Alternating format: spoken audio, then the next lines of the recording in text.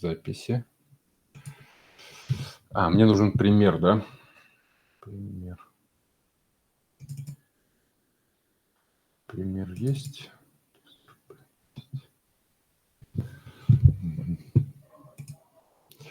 Ну, чем можно шерить?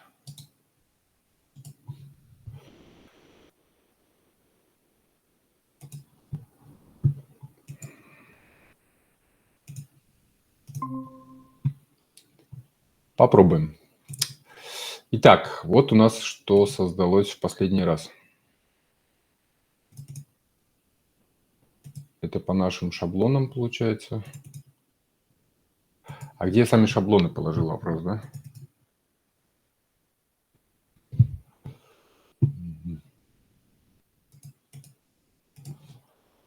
Так, это унесем. Куда я сложил шаблоны? Они же вроде лежали не внутри той папки, просто тест или FAP. Нет? Вот здесь может, да? Да. Ага. Шаблоны, и из них мы создали вот это вот все. Раз, два, три. Угу. Это сработало правильно. Так, вот наш курсор. А в консоли верификацию вы прошли? Как апа, чтобы нам этот скоп? Просто проверить. В принципе, можем сейчас вообще над этим не заморачиваться, но просто знать. Ребята, всем привет. А что у нас так произошло, что разные ссылки на Google Meet? В календаре другая. В календаре другая? Угу, там Олег сидит. Блин, я просто перешел и сделал ссылку. Что, попробуем перезайти? Давайте попробуем перезайти. Давайте, наверное, уже сюда лучше, потому что мы тут LDB настроили. Просто все равно пока пусто. Вы когда сидите здесь, я пойду, то есть встречи буду сидеть, если кого-то королит, если кто-то подключится, выгонять сюда. Ну, ты можешь просто там, да, это сказать. Я думаю, что уже кто хотел. Ну, там пока... Вот. Ладно, давайте сейчас я переключусь туда и скажу, что добрую встречу. Так, ладно. У меня курсор заглючил. Не хочет открываться. Такое стало происходить, но, слава богу, не часто. В смысле, на этой неделе после какого-то апдейта, да, начал? Да, без апдейта. Вот иногда вот он берет, так начинает тормозить и не запускается, в принципе. Так, мы закомичены. Хорошо. Мы дергали какой-то endpoint, насколько я помню, да, последний раз. Мы дергали, что-то он открывал. Мы дергали какой-то endpoint. У нас не есть документация, там Project Create, по-моему, или что-то.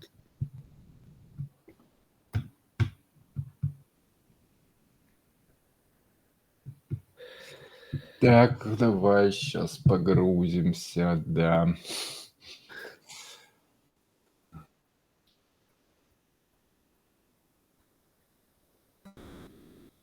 Ну, это у нас просто скрипты, которые дергаются, ну, Это мы делали... для проверки концепции, в принципе, такое, не для endpoint, а для endpoint у нас тоже есть документация, по-моему.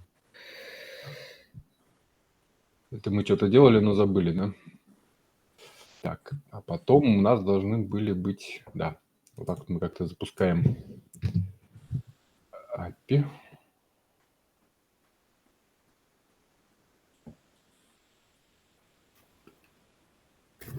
И вот здесь у нас должен быть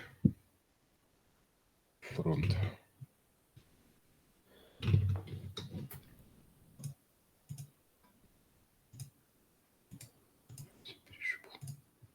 Да, и создавали мы вот на этот create, да? Угу. Кажется. Вот здесь Project ID передается, и вот он у нас создался, да? Да. Создался у нас просто в папке MyDrive, потому что у нас была проблема со скопом А во вложенной папке. следующим, да, шагом мы должны были заполнить информацию о проекте и вызвать еще какой-нибудь endpoint, который дополнит, сколько я помню. Так, извините, ребята, я там посидел, в общем, 10 минут, но больше никто не подключился, я думаю, сюда, наверное, не подойдут уже. Окей. Ну, ссылка закреплена. Я думаю, если кто-то проснется, то придет. Смотрите, мы остановились в прошлый раз на том, что сделали вот такой endpoint create. Он сюда принимает только название проекта, допустим, Mega CRM. Мы запустили в прошлый раз. Создает папочку. В папочке создает 3 документа. Это информация о проекте, то, что мы должны заполнять руками для того, чтобы запустить дальнейшую генерацию. И это основной файл проекта, на который опирается система. Дальше на основании него генерируются таймшиты, сводный отчет для заказчика и внутренние расчеты для нас. Да? Значит, сейчас после создания вот этого вот файлика нам нужно его заполнить, да, для примера.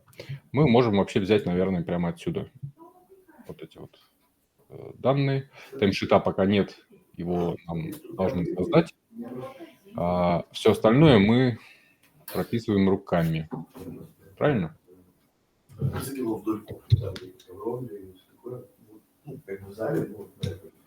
Ну, только Роберт может. Так, по Project Info.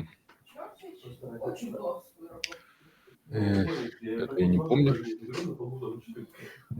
Здесь у нас должны появиться ссылки, да? Насколько я помню. Да, здесь у нас должны появиться ссылки. Единственное, что вот он при создании должен был сделать так, чтобы у нас здесь появилось имя. Будем сейчас это отлаживать? Ну, наверное, надо, да?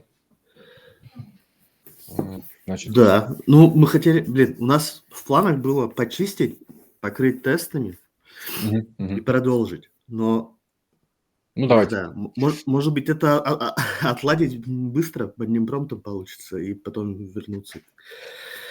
Ну, смотри, чтобы двинуться дальше, да, ну, чтобы сказать, что вот этот шаг завершен, нам вот сюда нужно, чтобы добавлялся... Ну, то, что вот мы передаем в endpoint. Ссылки, да?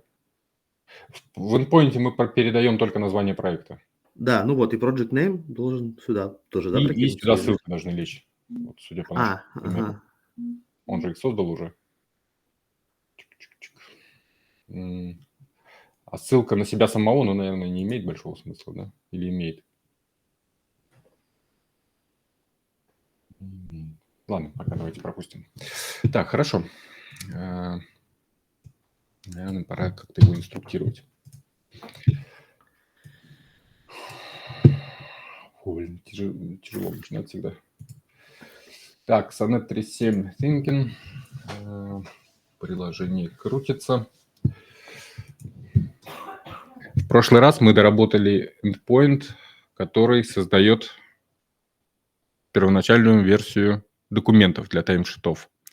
В документе с информацией о проекте не хватает ссылок на созданные документы, смотри пример, и не хватает поля с заполненным именем проекта. Доработай это. Кажется так, да? Е-мое. Возможно. Да, теперь у меня занят микрофон, столкнулся с таким.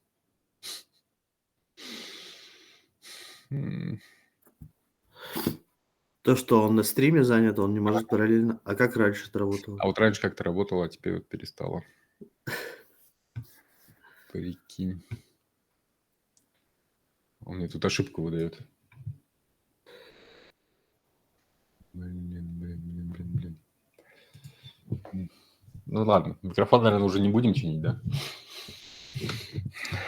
Тяжело идет. Придется руками набивать. Ладно. В эндпоинте. Как он назывался?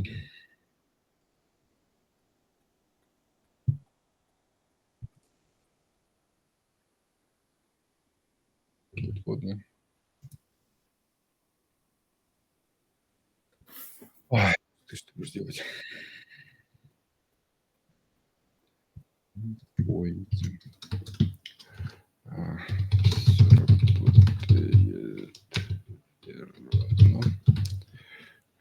Кроме выполнения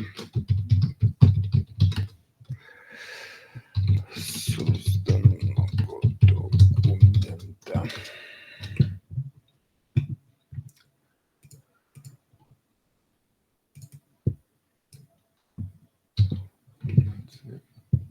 В проекте в нем не заполняется название проекта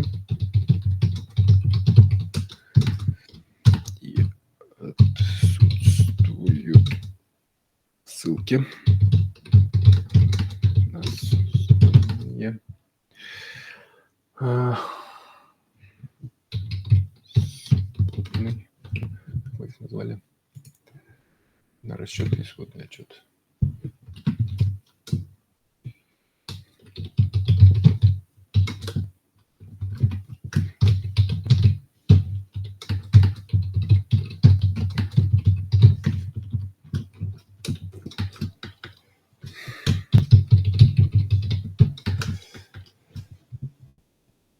Так, вот я не знаю, пример будем ему передавать или так обойдется? Наверное, обойдется. Так, здесь мы...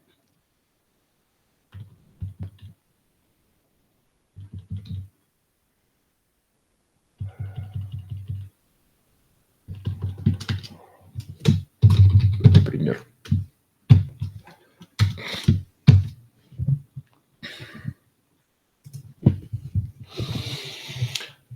Быстрые запросы давно кончились. Приходится так. Давайте вспомним, что у нас с тестами пока. Папка backend. Тесты.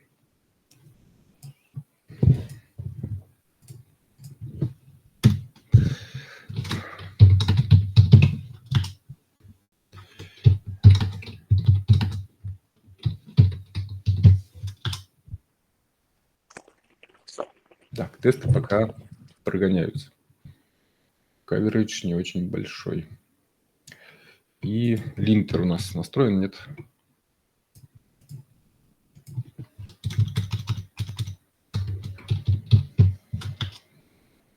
Ага.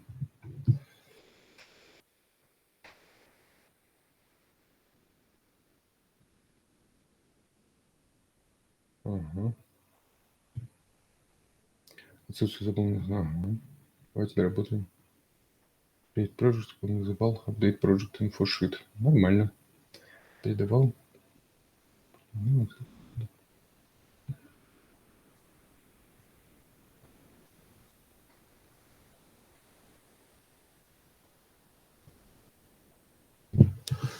Так, а вот это что за поля? Чтобы не нарушить текущую структуру, новые поля документа.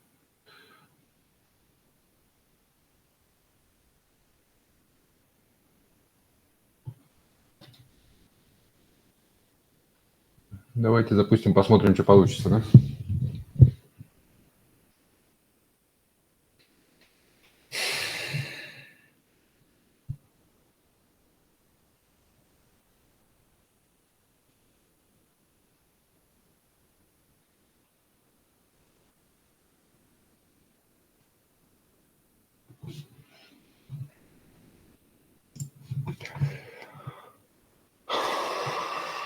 А со скопом, Роберт, ты не смотрел, да? Что там может быть?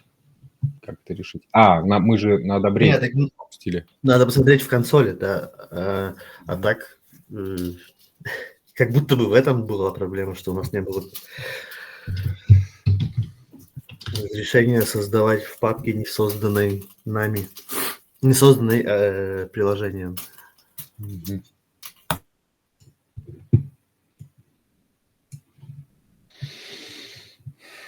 Так, вспомним, где это. В API insert, да? API Services было, потом, да, сюда. Consent. Allow consent screen.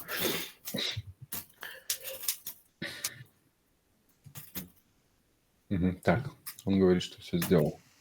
Попробуем, я думаю, просто, да? Проверим.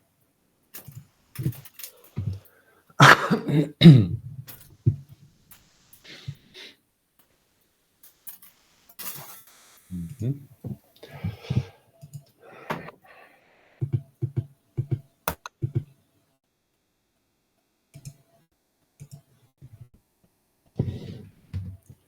Пока что, я думаю, сделаем какой-нибудь Mega CRM 2.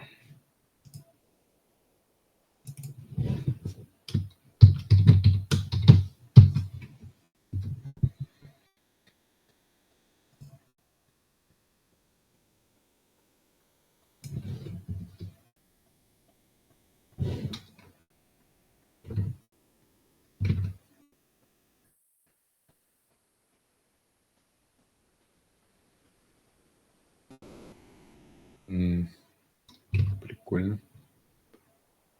Что-то пошло не так. Cleaned up folder error.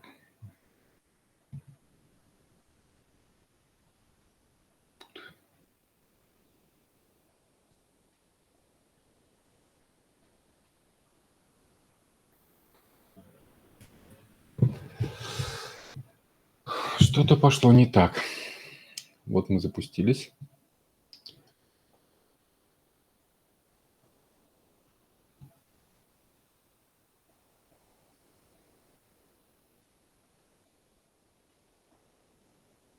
Ну, что-то не очень говорящее, да? А еще у нас что-то было с этим. Да, тут что-то я не понимаю.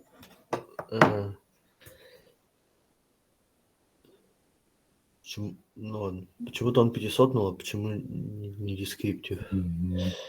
Может, у нас кредов нет, еще мы не авторизованы опять заново там или... Да нет, мы это все отладили уже в прошлый раз. Должно быть. Так, это У вот нас это. просто, помнишь, файл создавался не в том месте, где-то с токеном. Потом мы его удалили и заработал. Что-то... Да, было что-то такое. Посмотрим, кстати, что он нас создавал. Но он ничего лишнего пока не сделал, да?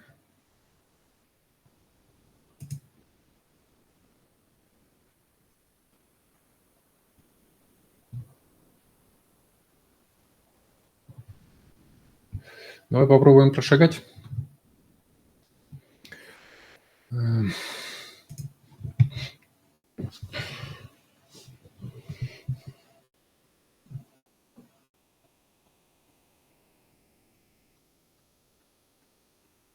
Что-то мне не нравится. Опираться надо на имена. По опыту работы с Google Sheet'ами.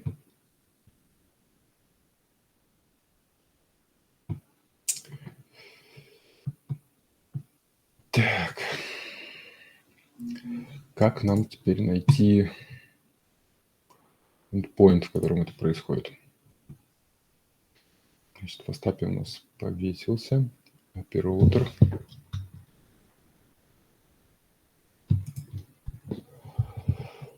Projects у нас, да?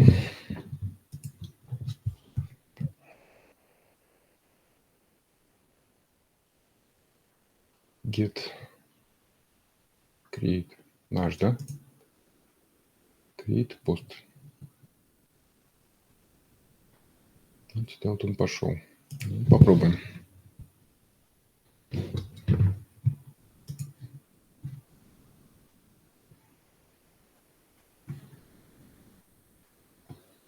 А здесь он нам вообще ничего не ответил, да? Как будто бы. А, вот failed. Угу. Failed to update project. Информация. Кстати, вот здесь что-то говорящее. Да, enable to parse range. Вот это. Что у вас поменялось, что-то не должно же было поменяться. Или Или вот он после этого изменения, что добавить ссылки и добавить имя, что-то там поломал. Давай попробуем ему же сказать.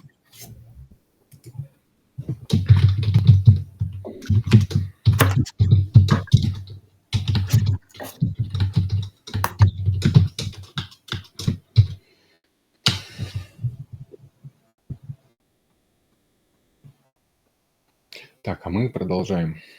Попробуем запустить и пошагать. Не, если он не начнет изменения вносить. Скодировка имени листа при формировании запроса Google Sheet системы не может. Кириллической. Вот, кстати, с кириллицей нам, наверное, вообще стоит от нее отказаться, да? Давай, может быть, сейчас создадим запрос о том, чтобы он вообще исключил из кириллицы. Я понимаю, что, по идее, можно было бы решить изначальную проблему, но я принципиально не хочу работать с кириллицей в таймшифтах. Поэтому сейчас мы можем проще обойтись заодно. Это проблема какую-то, как Python 2.7?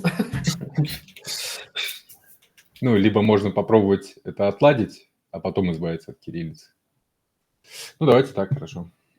Я только не знаю, как его зарезюмить. Сейчас продолжим.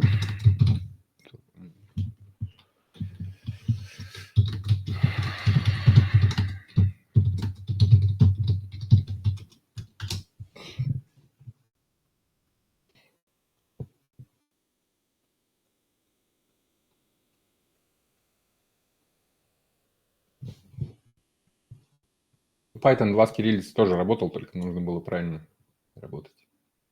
Ну, там Unicode надо U ставить перед Да, каждой. было такое.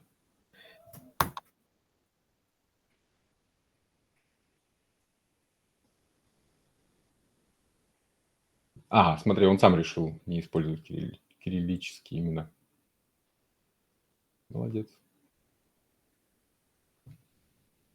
Радикально решил.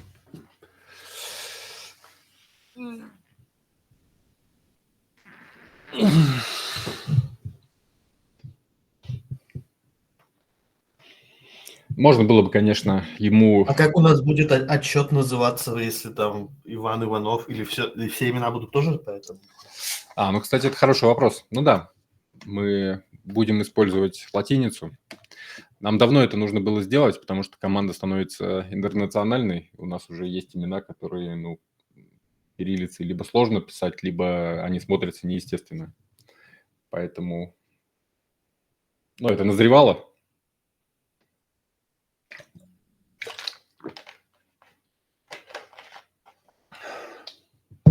Мне не нравится только название Sheet 1, который он выбрал. Ладно, давайте попробуем, чтобы заработало, да? Ага, молодец. Sheet 1, Sheet 2, Sheet 3. Прикольненько.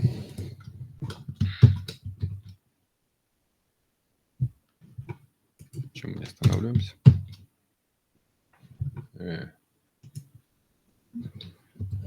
Бактерии еще потерялись.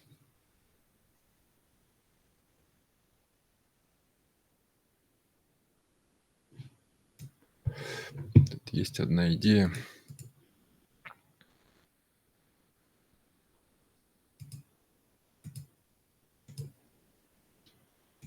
Значит, вот так это выглядит.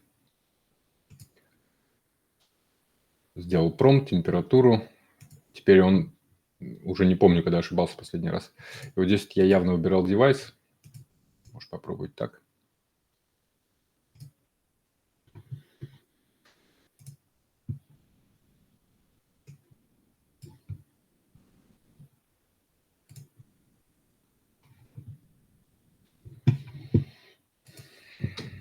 Проверка микрофона. Ты сейчас заработаешь или нет? Интересно.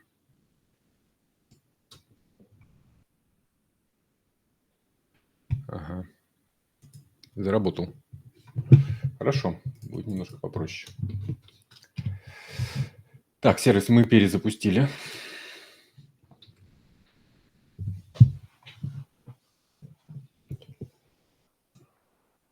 Поехали.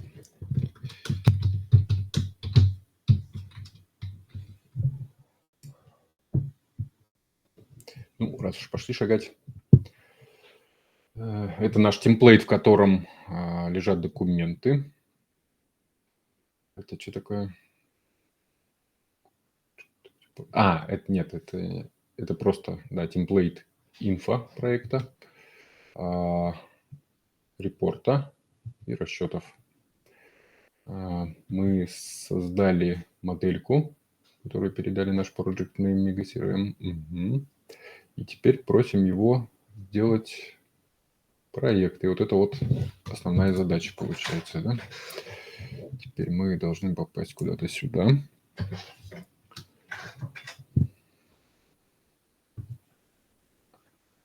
Вот это, видимо, и есть проверка аутентификации, насколько я понимаю.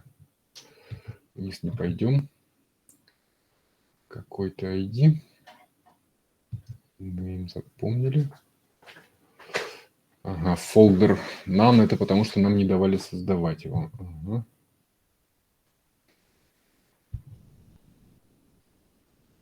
Так, и вот здесь мы создали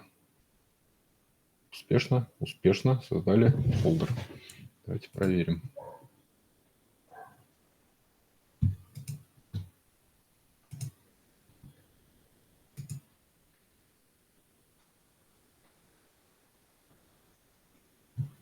Так, вот он создан.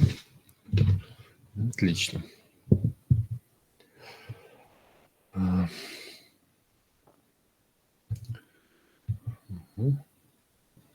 Еще раз проверили, что он существует, хотя мы до этого проверяли.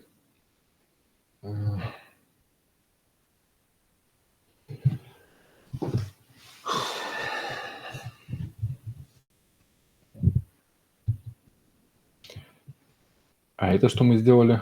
Это то, что просто есть имя, а это то, что он не существует, да? Не существует.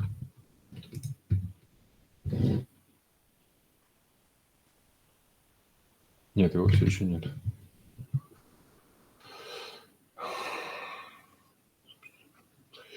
В проекте.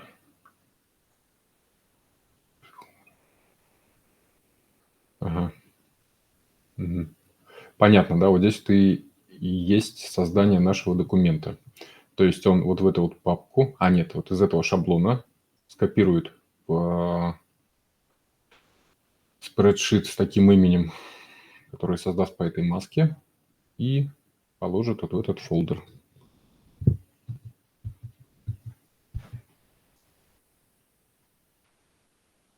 Создал, да? Угу. О. Ну и кириллица нормально. С кириллицей. Он в названиях шитов кириллицу не полюбил. Почему-то. Так.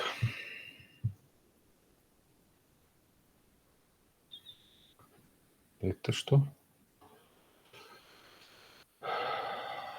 Репорт. Мы проверили, что его нет. Типа, да? И здесь мы копируем точно так же сводный отчет. Ага. Calculations template ID. Да, и остался третий calculations, да? Угу. Все то же самое. Такая портяночка получается. Ну да, я хотел сказать, с точки зрения так-то глазки основные функции разнести, но мы не этим занимаемся же, да? Я не знаю, может быть и стоит. Пока что, видишь, здесь последовательное создание, но можно было бы обсудить логику создания, да, ты имеешь в виду? Ну да. Ну, как бы, не знаю. Это... Да, возможно. Это может в правилах надо, чтобы было прописано. Не, это можно его проинструктировать, мы можем сейчас это сделать. Желательно, чтобы он его заработал для начала. Да. И вот сейчас вот он подставляет ссылки, по идее, да? Ссылки и имя проекта. Ну вот смотри, да, что он делает. Это моделька его, видишь, да? Угу. По идентик, которая поставил имя, folder ID, URL на calculations, на report. Только на свой собственный таймшит не поставил. Или это вот он. Своя собственная ссылка, да? Ну, может, нормально, да. Так. И вот здесь у нас сломалось. Значит, бежим сюда. У нас на входе есть spreadsheet ID, который обновлять. Это вот мета, который нужно занести, видимо, сюда, да? Report URL, calculations URL и название проекта, да. 3 данные. Это они. Description нулевой. И вот здесь, видимо, они должны совпадать. Давай посмотрим.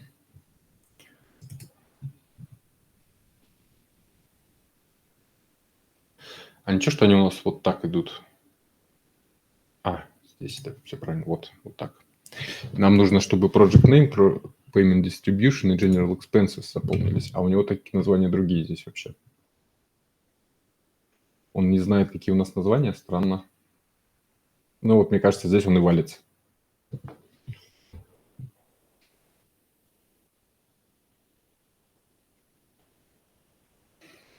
Понимаешь, да? Это Да, очень да, горячие просто- ошибки, конечно.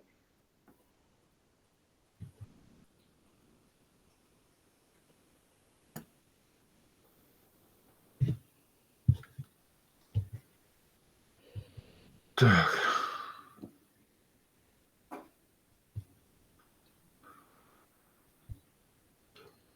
И вот он сюда сейчас в расчеты подставляет ссылку гиперлинк.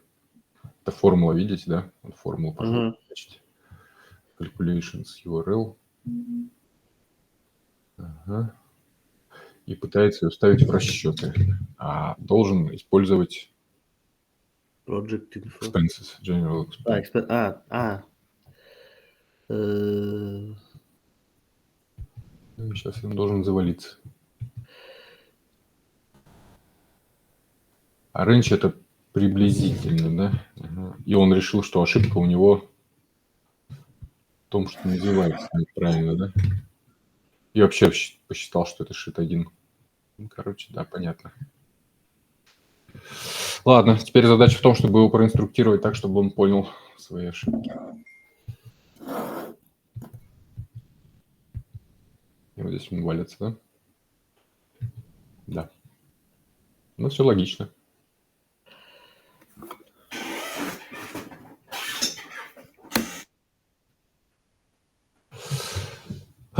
Ладно.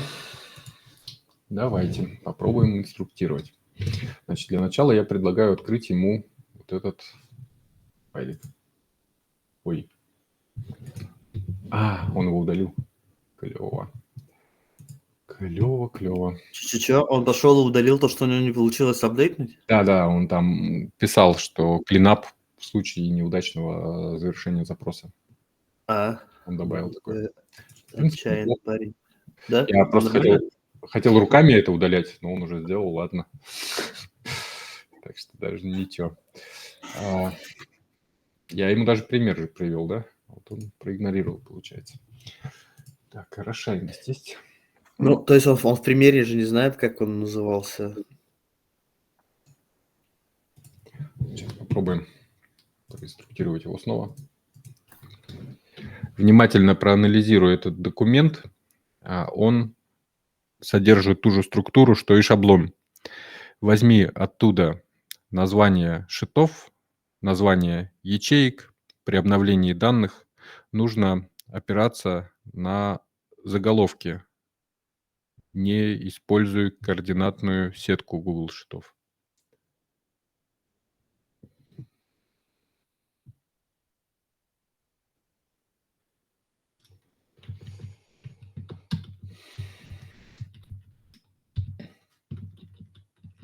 Ту же структуру, что и шаблон. Так, вот сюда мы представляем, по идее.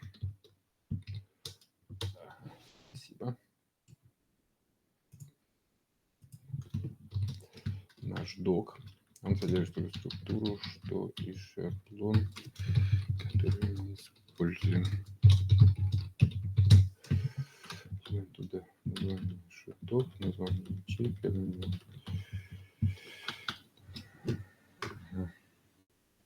Попробуем.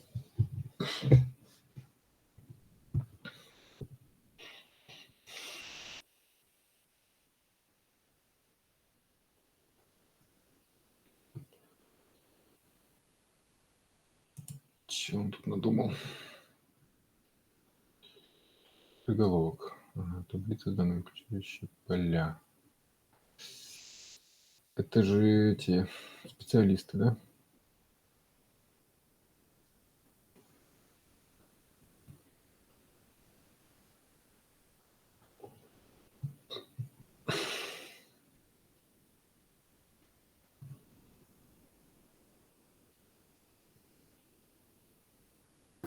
Ну вот он понял, что он жестко закодировал, типа shit one, shit two, shit three. Мне не нравится то, что он распарсил табличку с этими Team.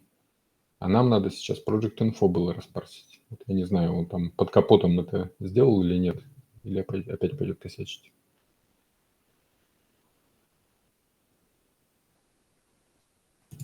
Ты остановись.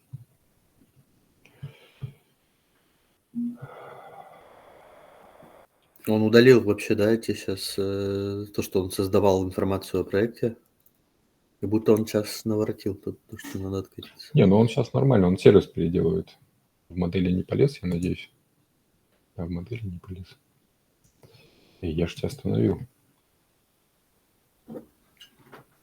Вообще не понимает. Остановил, сказал.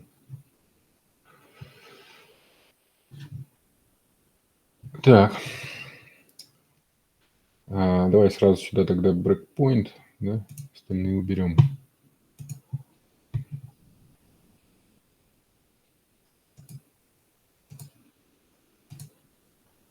Значит, у нас проблема была здесь. Поехали.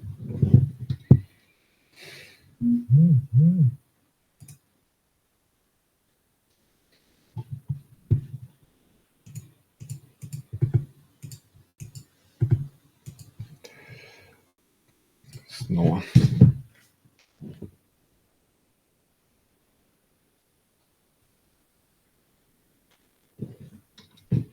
Мгм.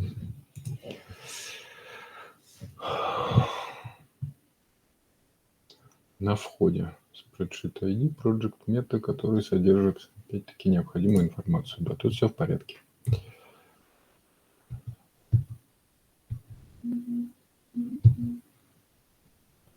Sheets. Он взял все шиты, да? И видит здесь действительно Team.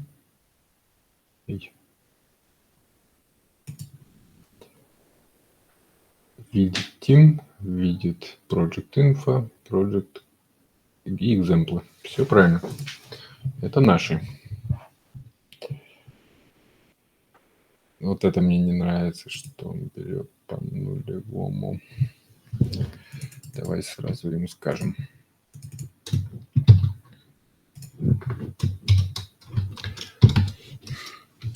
При адресации к Google шитам, то есть к шитам внутри документа, нужно использовать их имена, а не порядковые номера.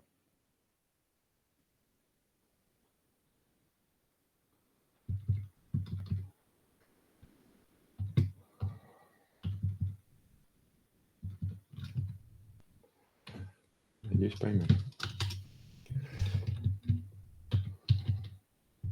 Тоже дурацкая штука.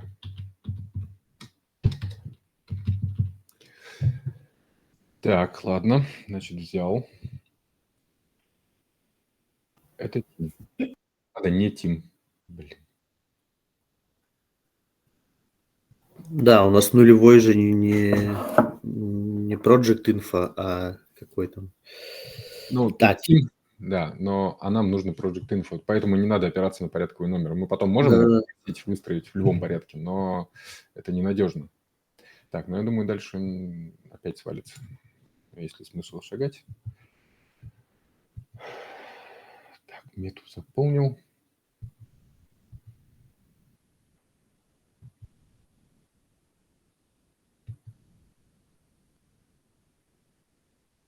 и пытается сюда запихать, да, все, что нужно, но не в тот шрифт.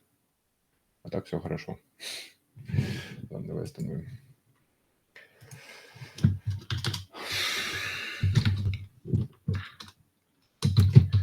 Информация о проекте вносится в шрифт.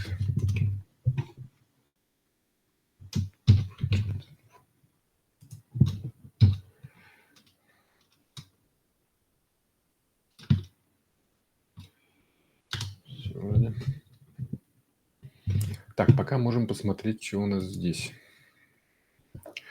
Помнишь, где были вот эти скопы? Так, мы сейчас в OAuth Overview. Мы должны были... Ну, API, да, вот, мы сюда и попадем, по идее. Да. API Credentials. Вам этот... Может, Credentials нужно? Не, нам надо посмотреть на пермишины, На скопы, да? на скоп. Ну, API Credentials. Вот сюда, да? Да, Credentials. И там у нас еще этот... Вот, что у нас здесь? Какой используется? Второе, десктоп.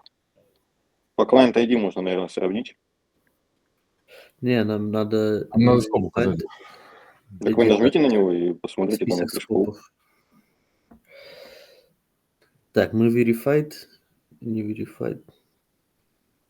Мы просили себя верифицировать. Ну, мы запросили, типа, доступ там к скопу всему диску. В этот еще, получается, API-сервис, и там будет не Credentials, а OAuth Screen вроде бы.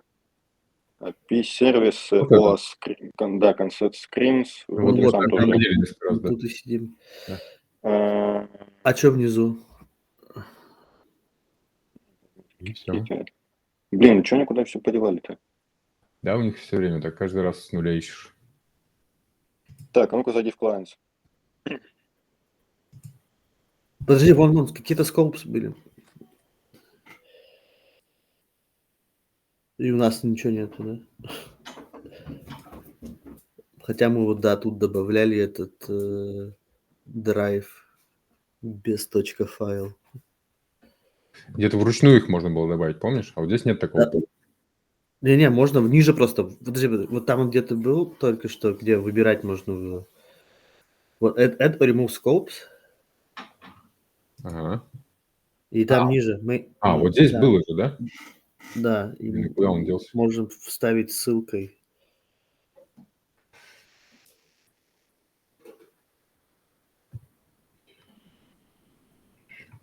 Точно же добавляли, да? Да, так он и пошел просить Другой какой-то раздел, тоже скопы, но как-то по-другому.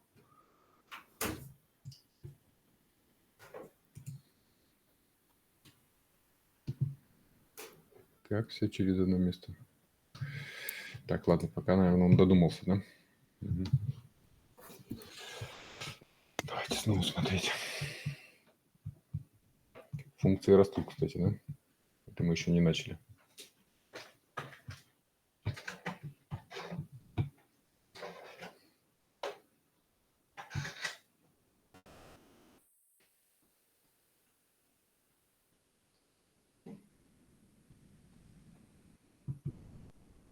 Я что-то совершенно потерялся. Create project. Сейчас, одну минуту.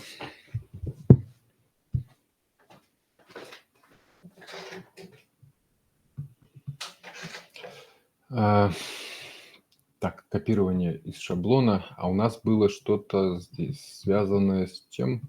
С апдейтом, да? С каким-то. Вот он, наверное. Нет, тоже не то.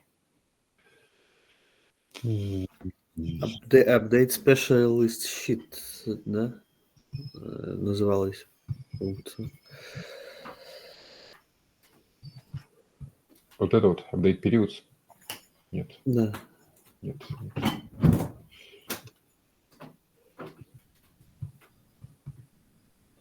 Вот.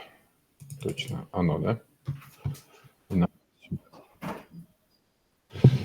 А если мы попадали в другую функцию, то значит мы вообще не то делаем.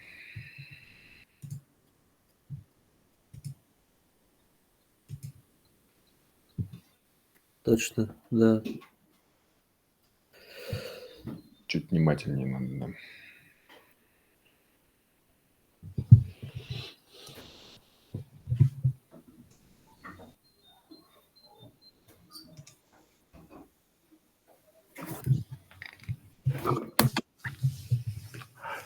Сейчас проверим, куда мы так попадаем. И попадаем мы... Ну, все правильно. Project Info. Поехали.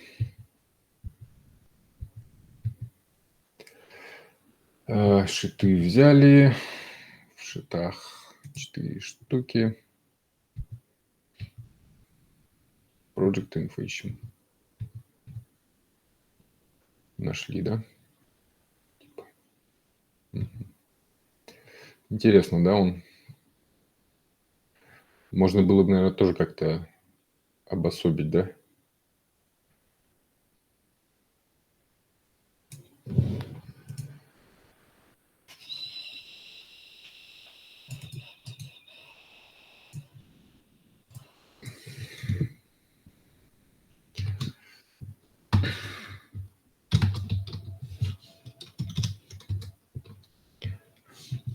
Вынеси получение этого шита в отдельную функцию.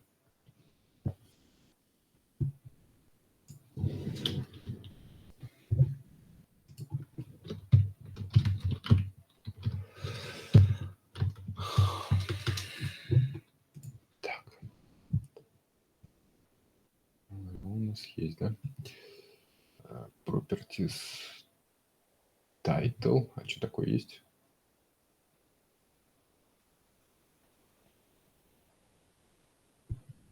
Он из самого же взял title, хотя только что по тайтлу нашел, да? Ну ладно.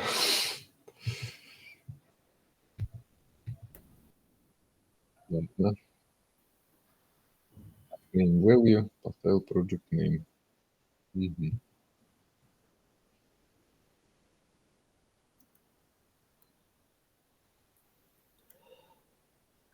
Выполняет. Правильно, да? И вот сейчас вот апдейт наш тот самый.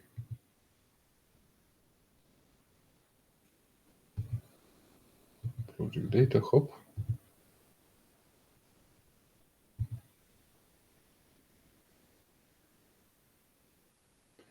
Return none, хотя он заапдейтил, да? Давайте посмотрим, где бы ссылку найти.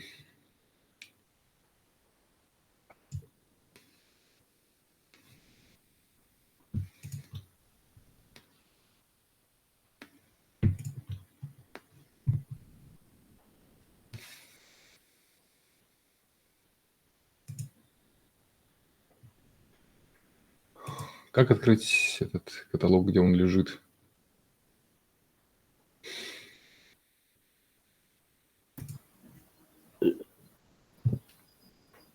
Вон сверху у тебя, видишь? Ну да, ты сюда правильно попал. Ага. Так, а что я хотел посмотреть, что... что заапдейчено Project Info, да? Это Team, это Project Info. Ну, вот он зря вот так сделал. Мне очень не нравится, когда вот он так фигачит. Это потому, что он вот равно гиперлинк, да, поставил, а не Мгм. просто... Давай уберем, наверное. Мне нравится всегда ссылки видеть в открытом виде, не знаю, как остальным. Вот это такое меня бесит. Там может быть полезная информация, он ее скрывает. Так, это получается вот это замечание, да?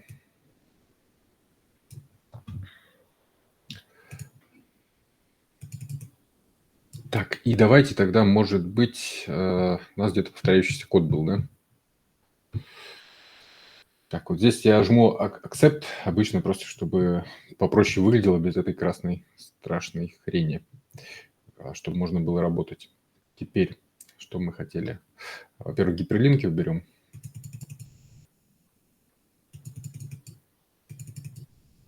Если importage использовать. А? Как он там, importage?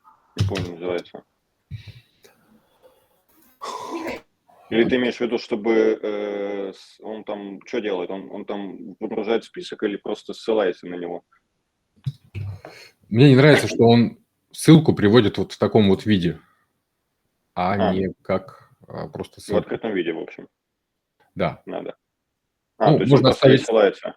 можно оставить ссылкой, но просто пусть он тогда якорем приведет саму же ссылку, да? Вместо open, да, просто то, что ли.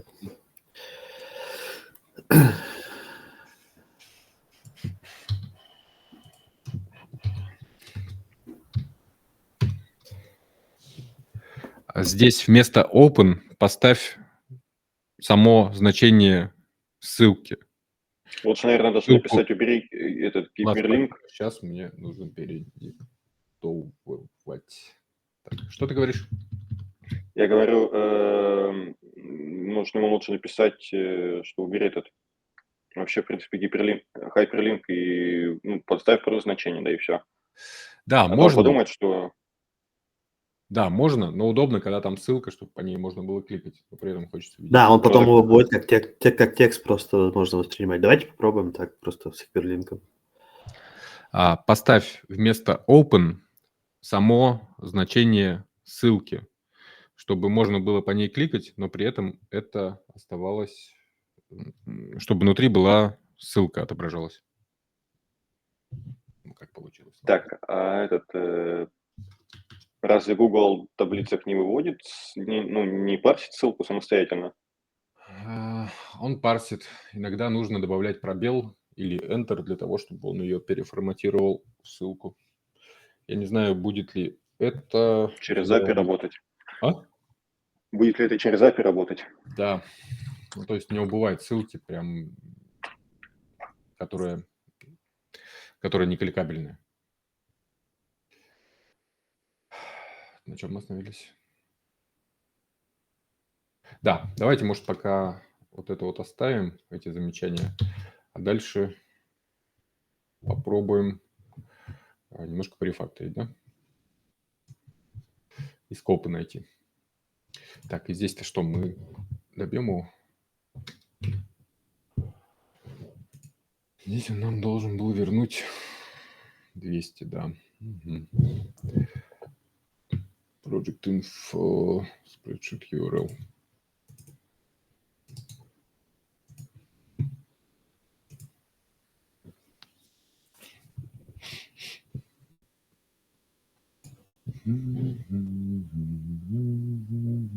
Еще не хватает ссылки, кстати, на папку, да? На себя самого и на папку. Как бы. Понимаете, да? Сюда же.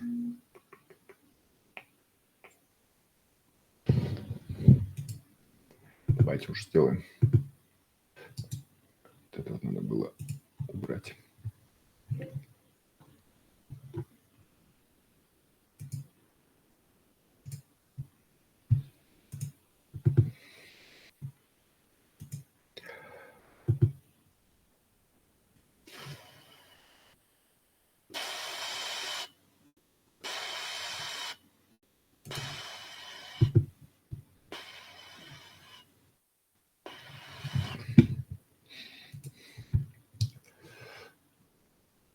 Не хочет тушиться никак, смотри. И вот он завис, кстати. Ладно. Снова. Пора говорить на перерыв.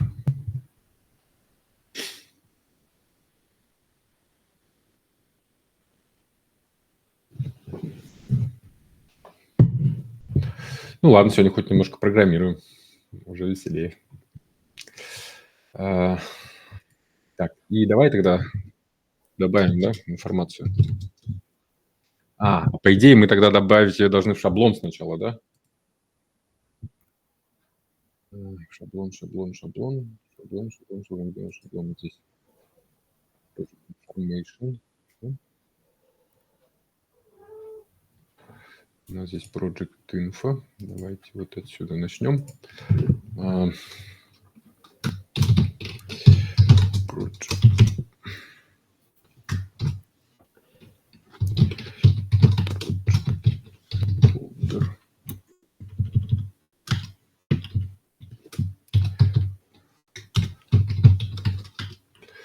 И что еще хотел? Ссылку на На себя. самого себя. Ага.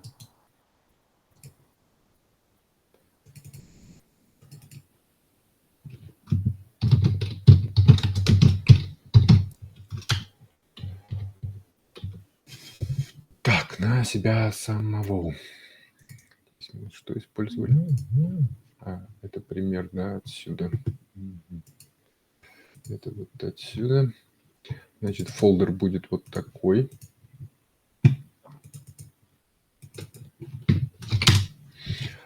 А здесь у нас будет... у нас нет такого, да? Себя самого. Ну ладно. Надо Можно уже сверху взять. Ну, да. где-то на... Мгм.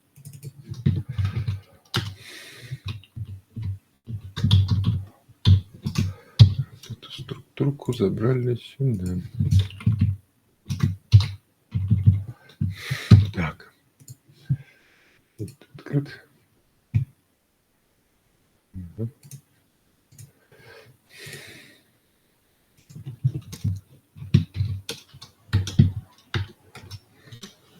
Я добавил поля в информацию о проекте.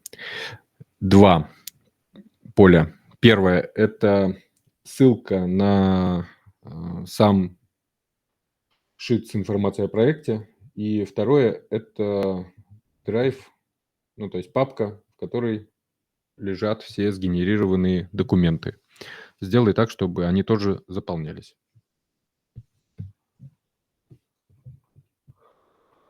Так, что-то еще? Чистить потом. Поехали. Да. Вот он реагирует, значит, не завис. Я так определяю. Вот если генерейтинг и внизу вообще ничего, ну, значит, все плохо. Если генерейтинг и внизу что-то появляется, значит, он просто думает. Ну, я, кстати, вчера пользовался им, но я пользовался на Маке. И меня он один раз завис, и думал, что он у меня завис. Оказывается, он попросил от меня подтверждения запуска команды. Так что, Кто я попросил? не знаю, может, попросил подтверждения запуска команды. Ну, то есть он написал мне баш-команду, и что-то я смотрю, генерейтинг. Что он дальше не Да, делает? если, Оказывается, он говорит это. да, если ты не включил авторан, то он спрашивает. Причем в некоторых командах все равно спрашивает. Ну, кстати, знаешь, вот выключенным автораном намного, мне показалось, удобнее. То есть он вот предоставил команду, и я, например, на этом моменте его уже подправил. То есть он, вот у меня был кейс, у меня была Flutter команда, но я использовал VM, Flutter Version Management по типу NVM. Я ему пишу уже сразу, как бы, я использую Flutter Version Management. Окей, хорошо, я тогда переделаю команду. И причем это произошло, вот как будто мы, магия вот этого самого агента, как будто мы просто с ним общались. Я просто поправил, он мне сразу, окей, вот держи тебе обновленную команду. Ну, когда ты начинаешь работать, то я тоже думаю, лучше начать с ручного подтверждения. Потом, возможно... Лучше ищи переменную scope. Или тогда drive.files.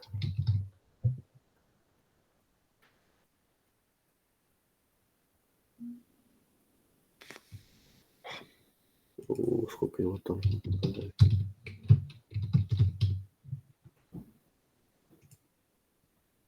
Не, что-то не то. Это вообще что такое? Это в Google Sheet сервисе должно быть, просто в файле. Это вообще в Envy. У тебя он открыт, этот файл, вот желтенькая вкладка первая. Вот это думаешь? Да, и вот тут поищи переменную scope. Вон, все. Ну, вот этот хотели же, да? Да, и он у нас, да, мы его и хотим. Мгм.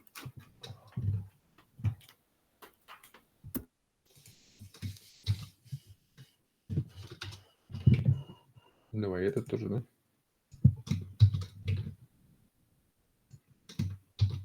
Это add to table только. Вот мы добавили, вот они стоят. И классный. И он в прошлый раз, помнишь, желтенький Да, а теперь замочек. был, а сейчас мы, видимо, проверенное приложение. Нет, да, блин, извини, рано А, радовались. это другой. А, нет. Все.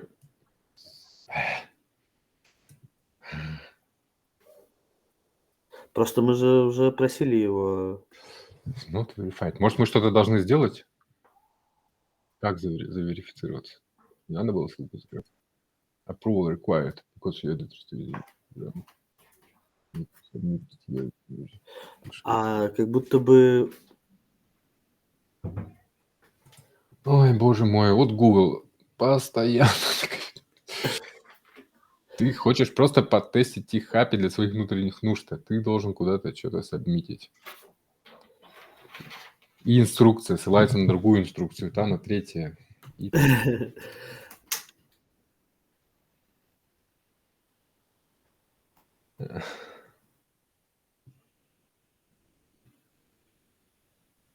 Демо-видео? Ага, спасибо.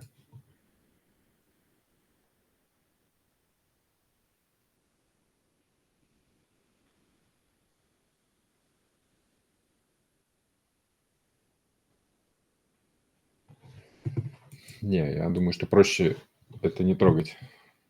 Это пипец, конечно.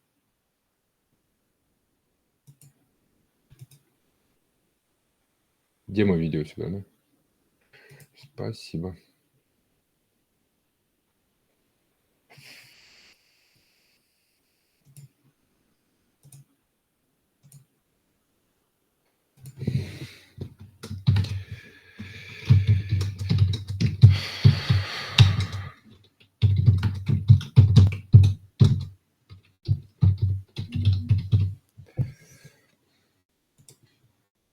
Вот так мы не делали в прошлый раз, да?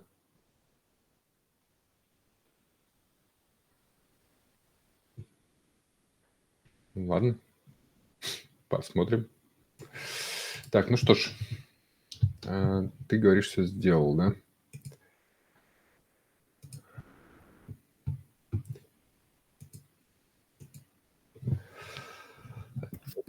Фигачил. Get sheets by name. Угу. Это у него типа хелпер, да, он сам себе написал. Ну, это мы просто просто... Ну да. А, да, я просто отворачивался на пару минут. Ага. По имени находит. Хорошо. Если нет, то fallback индекс. Вот мне вот это не нравится. Никаких fallback индексов. И еще print. Ну ладно. Это до логирования надо добраться. Еще и комментарии по-русски. Ну что? Комментарии, да, это все надо. Вообще, да. Скатился. Угу. Надо новый чат уже, да, поднимать. Так, сейчас формулируем.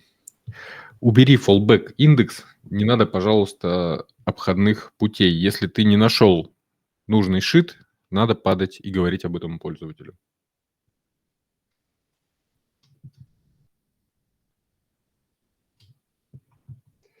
Надо было, погоди, еще замечание собрать, да? Угу. Так, это первое, что он сделал, да? Причем хелперы сначала запихал, а потом функции. Ну, такое, да. Вот. Вот так и надо падать, да? Спредшит. Хотя лучше с именами, да?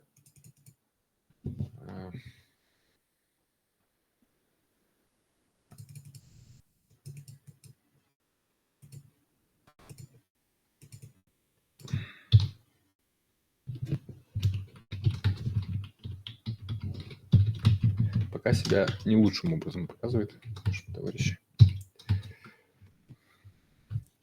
Когда падаешь, нужно давать больше деталей. Например, какой шит ты не нашел, его имя.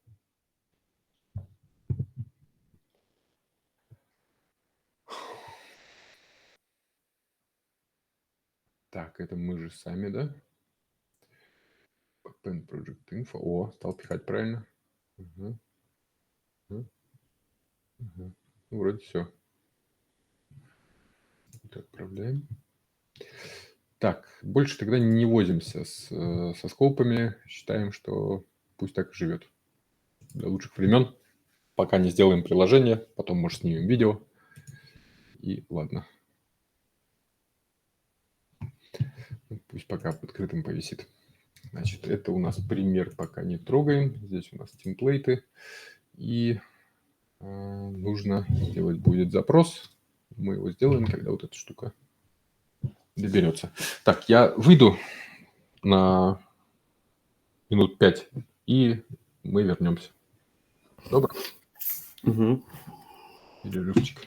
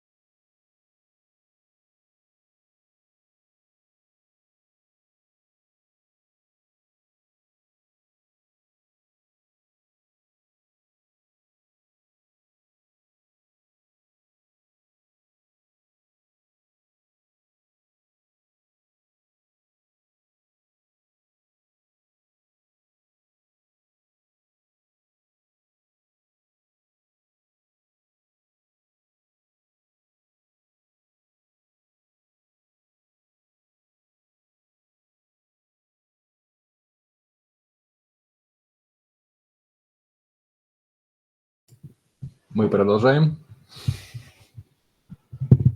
Так. Доделал.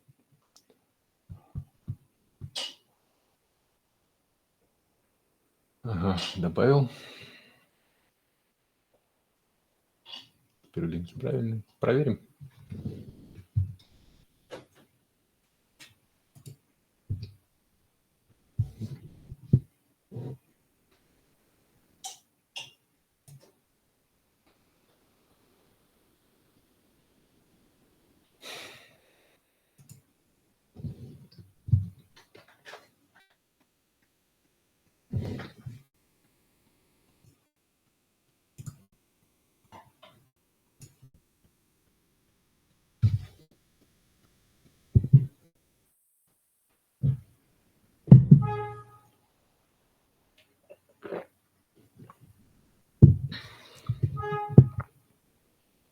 Так, брейкпоинты не сработали. Видимо, куда-то сместились. Drive folder URL.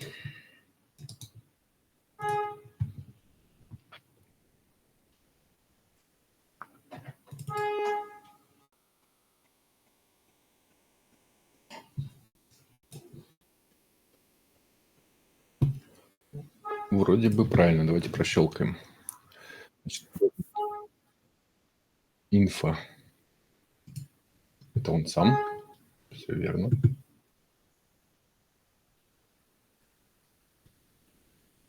folder. Наш.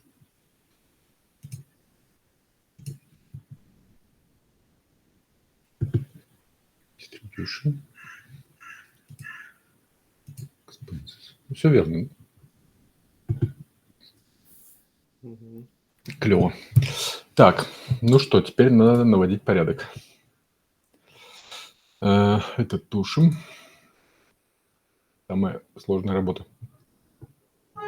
Разобраться, что он тут наделал. Давайте закоммитимся. Я стал злоупотреблять этой кнопкой уже.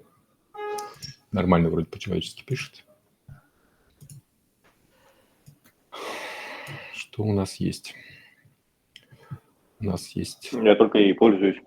Инкогнито давно пока не пишу. Круто.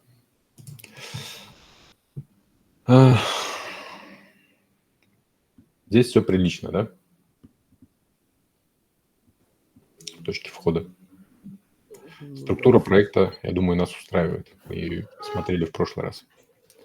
В моделях он нам создавал много лишнего. Можно их попробовать пока почистить.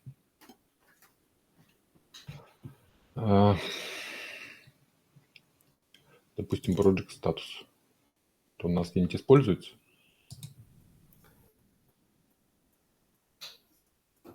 Это не так. Как find usage сделать? В тесте, только в тесте. Так, просим его убрать. Создаем новый чат.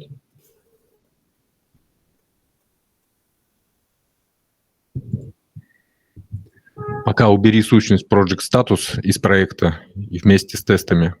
Она нам не нужна.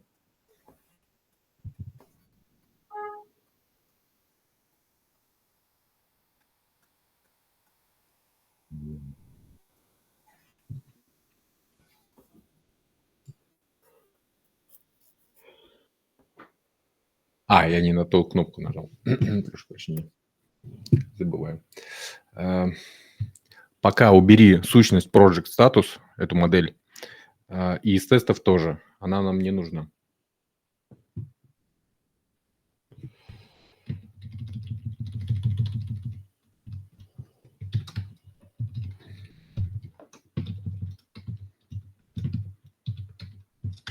Думаю, поймет. Дальше. Project type.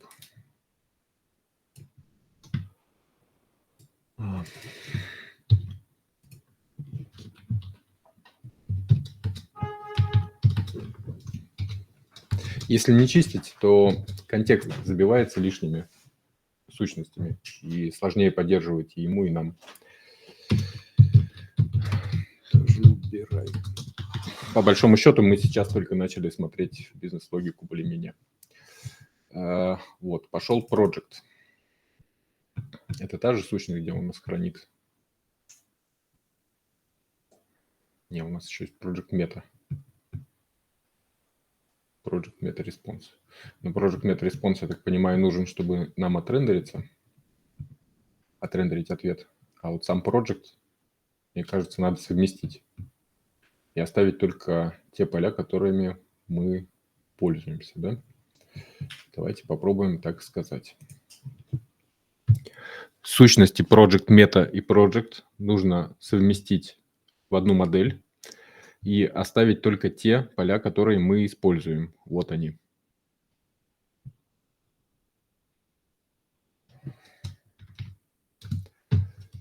Так, и какие поля мы используем?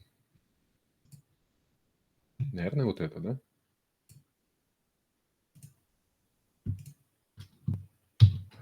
Ну еще, наверное, время создания можно, да? Что-нибудь такое. Что у нас тут еще есть?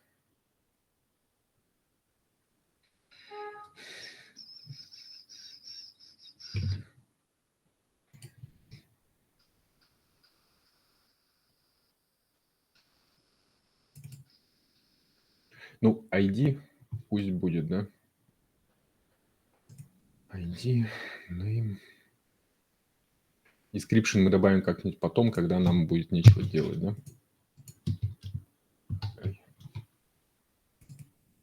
Так.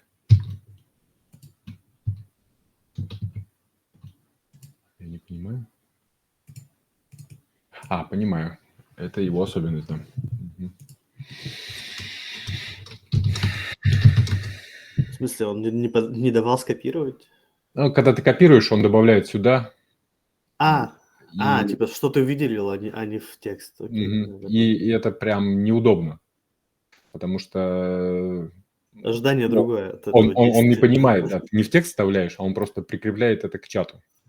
И это вот то, что неудобно в курсоре сделано.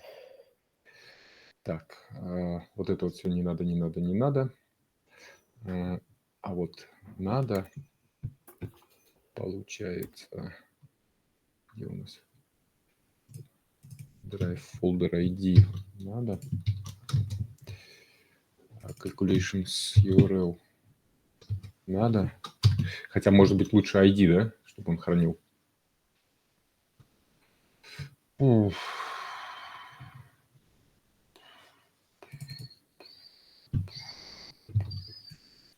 Ему же не надо URL хранить, правильно здесь?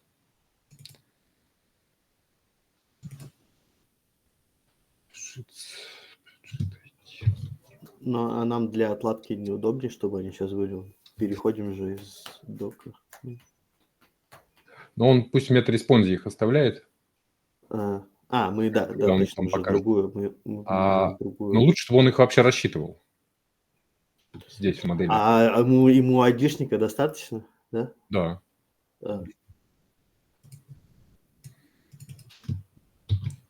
Мы сейчас его проинструктируем. Так. Значит, 1, 2, 3, 4.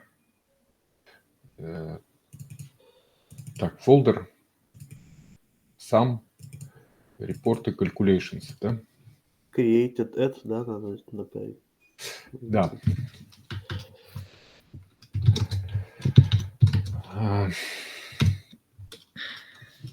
В сущность проекта добавь поля created и modified, которые записывай время, когда проект был создан и когда последний раз изменен.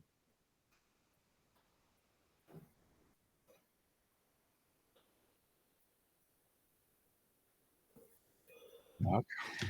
Дальше что мы хотели? URL, поля с URL сделай расчетными, чтобы они рассчитывались в динамике на основании ID, а они хранились как данные. URL. Юрилы.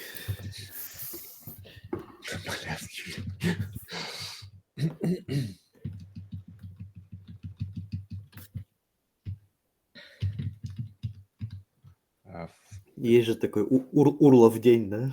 Юрлов.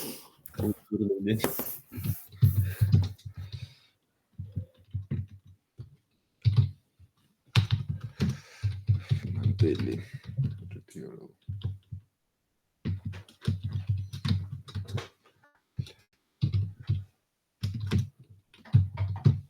Должен понять. Вот это оставляй как есть, да, видимо.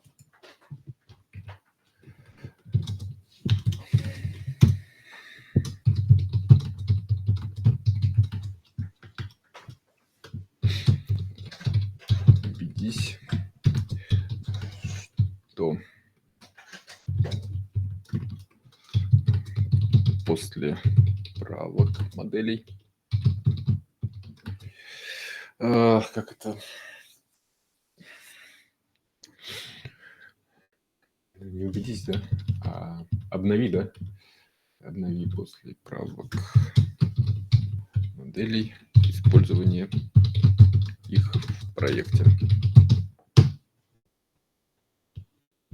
В смысле, что оставить как есть?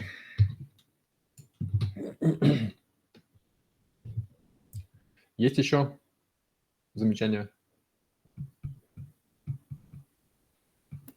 Ну, а вот тесты или вот это обнови последнее, оно и тесты, наверное, да, пойдет Думаю, на тесте мы еще проверяем в отдельной итерации.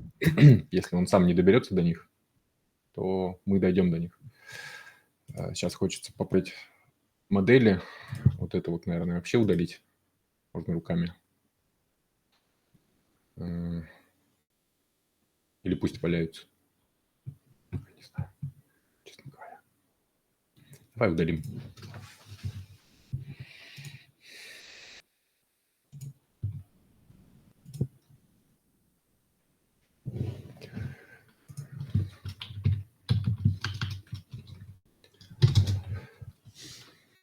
Другие модели, кроме проекта, я удалил, и их не нужно восстанавливать.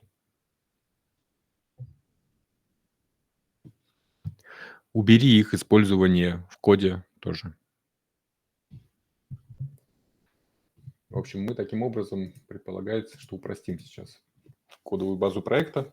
Нам будет легче работать, и курсоры тоже. И будем постепенно наращивать. У нас сейчас появился первый полезный функционал. Так, пока можно посмотреть куда-нибудь еще. Значит, в моделях, предполагается, мы наведем порядок. Вот это вот, наверное, самое сложное. Моки оставлять или нет? Что у нас тут происходило? Мы их использовали, пока у нас не было поддержки Google Sheet'ов, для того, чтобы что-то создавать, загружать из JSON. Вообще штука полезная для тестов, например, да? Или будет ли она нам нужна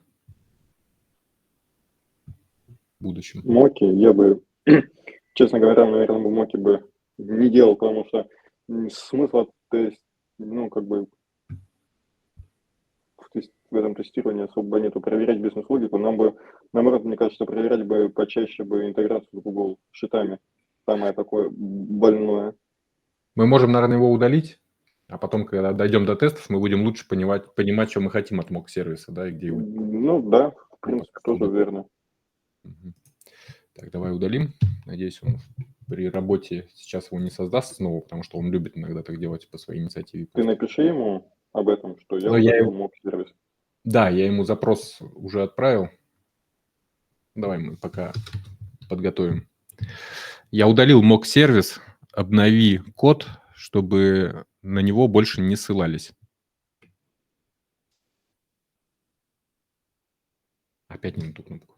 Я удалил mock-сервис, обнови код в проекте, чтобы на него больше не ссылался.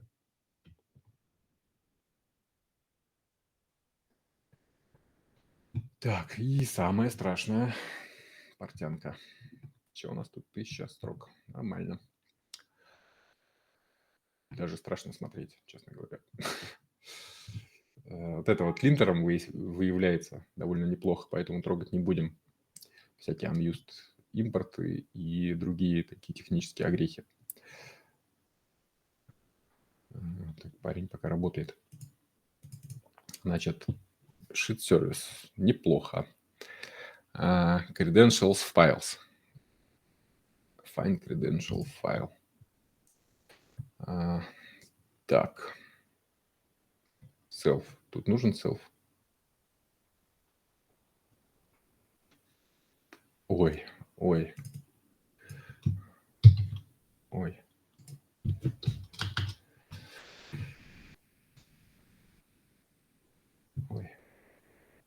Что он творит?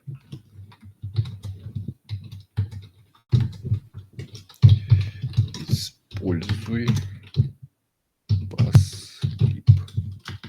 Каждый раз ему говорю. Пофиг. Сам код нас устраивает. Вот у меня вопрос. В этом хелпере нам нужен self? Мне кажется, что он как-то не используется. Да?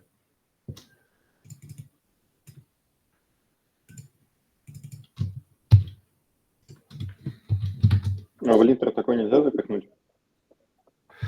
Этот файл не обязательно должен быть членом класса. Сделай его хелпером и вынеси куда-нибудь пониже в файл.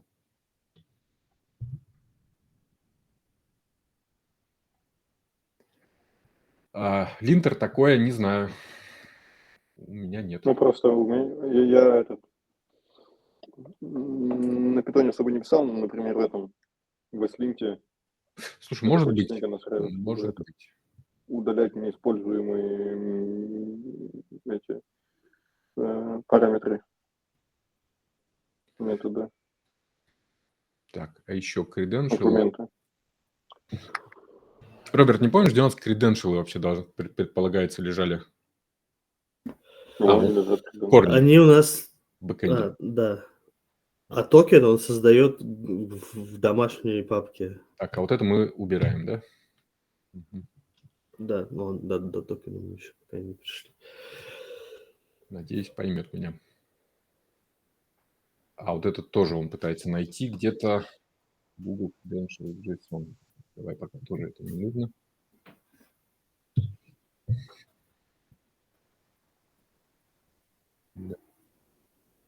Да. И еще где-то подряд везде, да? Хочет найти. Короче. Вот так нам нравится, да? Дальше.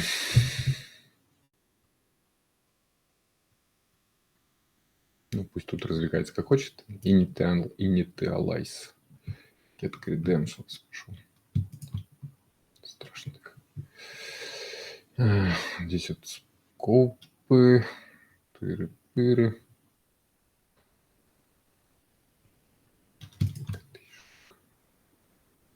Это не у нас. Ну и ладно.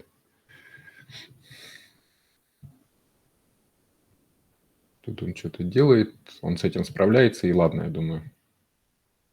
Пусть пока так остается, пока не будет конкретного запроса. Initialize пусть будет повыше.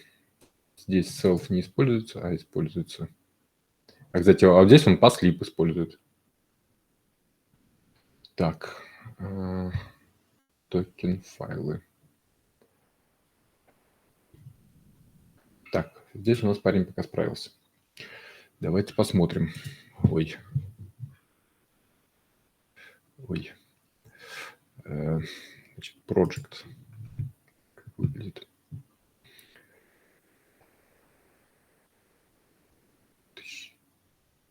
А, это не тот. Это API. Я хочу вот этот. Да. Поудалял, хорошо.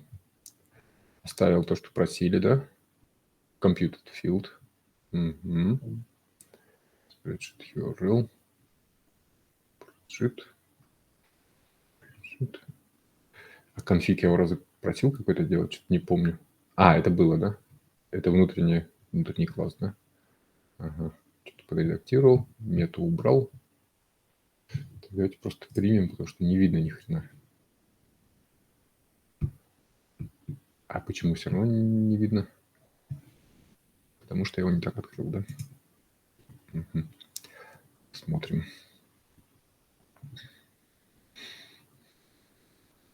Угу.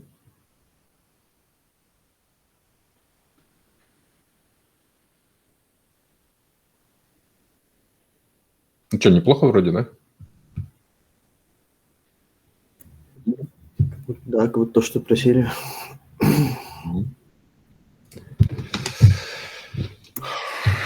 UV run тест. Логично. Ну да, мы mock сервис удалили, а тесты не починили. Вот сейчас вот это вот должно его поправить. Я предлагаю все равно закоммититься. Может быть, это преждевременно.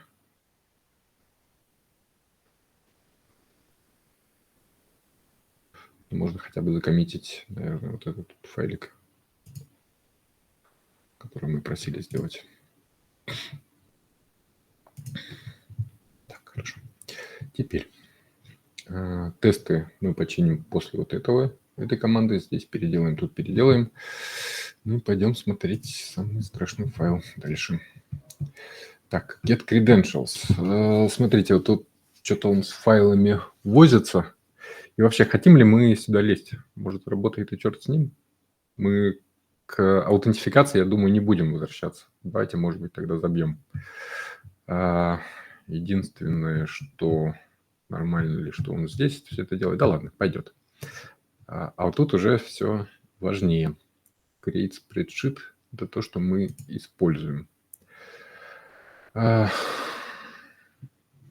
Вот во-первых, надо убрать русский язык везде.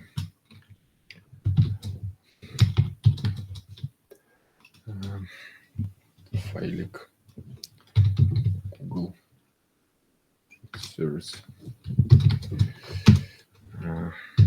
Бери использование. Все должно быть на английском.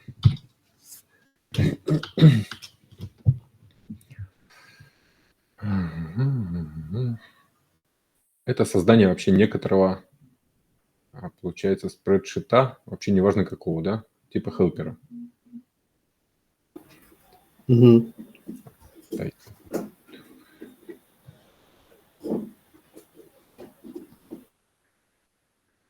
Хорошо. Get sheet IDs. Передаем спредшит. Вернуть хотим ID. Вернули ID. Что с ними делаем? Заполняем куда-то и возвращаем. Угу. Helper, который возвращает IDs. Окей. Sheets by name. Это то, что мы недавно сделали. Вот здесь, я надеюсь, он поменяет кириллицу на латиницу. Убедились, что работает правильно. Update Project Info Sheet. Вот меня смущает то, что это такого общего характера, да, хелперы. А здесь уже у нас бизнес-логика, и все в одном классе зарыто, и как-то не очень клево, да? Как бы это разнести?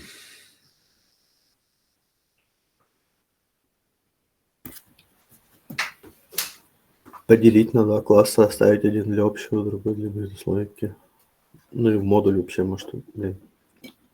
А что тут у нас в бизнес-логике? У нас есть update project info sheet, update specialists, да, вот эти все. Да. Вот видишь, да, вот здесь мы уже знаем про суть нашего проекта, да, а в функциях выше мы еще ничего не знали. То есть нам пофиг, над каким проектом мы работаем, когда мы ищем шит по имени, правильно? А здесь мы уже знаем, что нам нужны определенные имена, опираемся на них, и по-хорошему, да, это вынести куда-нибудь хотя бы в другой файл. Там, по идее, это должны быть разные уровни архитектуры, если совсем уж хорошо делать. Но, мне кажется, проект не того масштаба, чтобы так заморачиваться. Но хотя бы разнести их было бы клево. Как это сформулировать, чтобы он нас понял?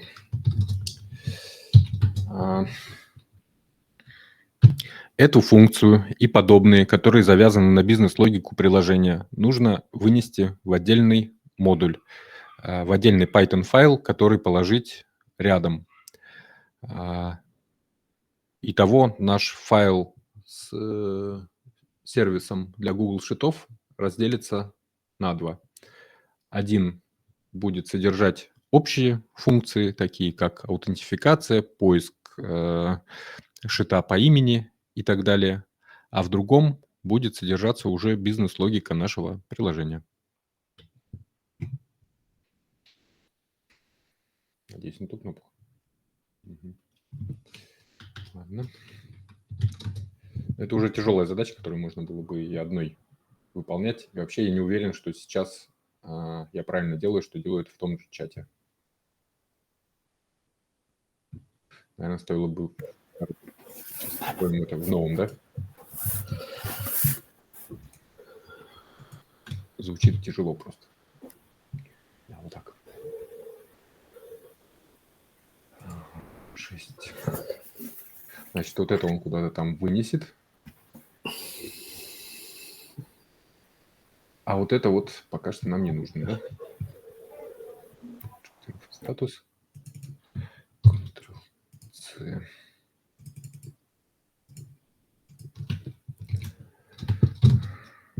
Убирай. Использование тоже убирай.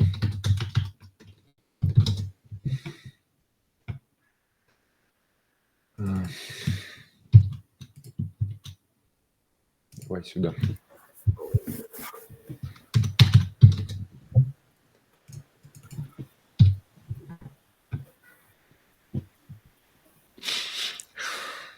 А это я не помню, что вообще такое. А мы что-то форматируем? Project Info Sheet зачем? Ну, мы тут же его где-то используем. Create project metadata. Ох, что-то тут наворочено. Как будто бы есть неиспользуемые. Да. Ага. Ладно, давай вернемся, пока, может быть, после первой итерации уборки станет яснее, если продолжит все работать. Get by name. Get by name. Да, это то, что мы прошли. Это мы прошли. Вот важно, что здесь у нас есть обращение или нет, да? Вот мы что-то апдейтим. Я не вижу. А не проще его попросить найти список кода неиспользуемого? Можно попросить, но вот как он справится, другой. Ну, хотя бы, чтобы список выдало, уже самого глазами посмотреть. Может быть. Может быть. Так, вот это мы пока что убрали. Давайте сейчас вот эту вот первую уборку допустим. Потом можно будет попробовать эти идеи. Это мы тоже убрали. А давай, может быть, правда, Олег, совместим наши идеи и попросим его чекнуть, вообще используется он или нет, да? Проверь, в каких задачах используется этот метод и нужен ли он вообще.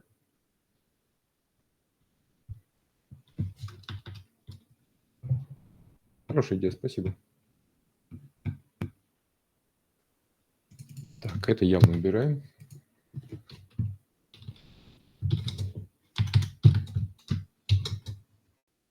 Вот сюда же можно.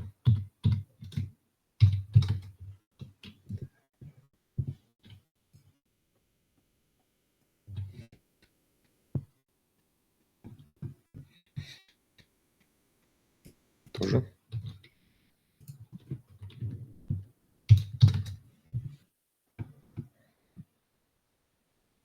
Это к проверке, я думаю.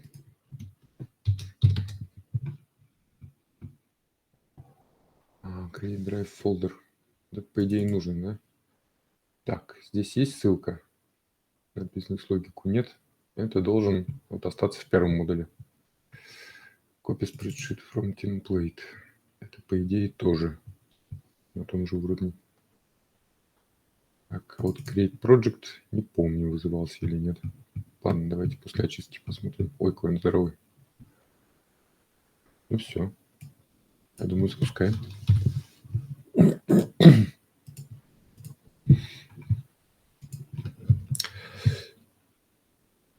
Так. И по идее это должно быть вообще тогда не services, а какая-нибудь другая сущность. То, что у нас с бизнес-логикой, да? Прям, чтобы в отдельный пэкэдж уехало, да? Данные. Здесь конфиги, здесь все хорошо. А, тут русский язык. Починим. Утилсы. У нас логер есть. Прикольно.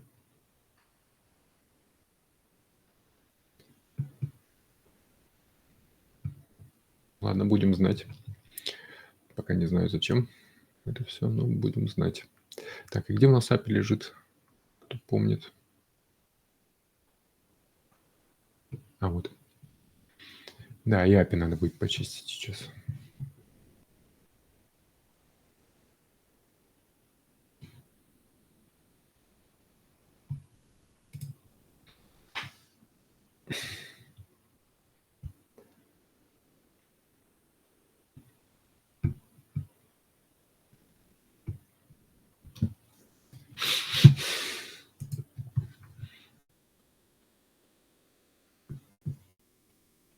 Бизнес. Ну ладно.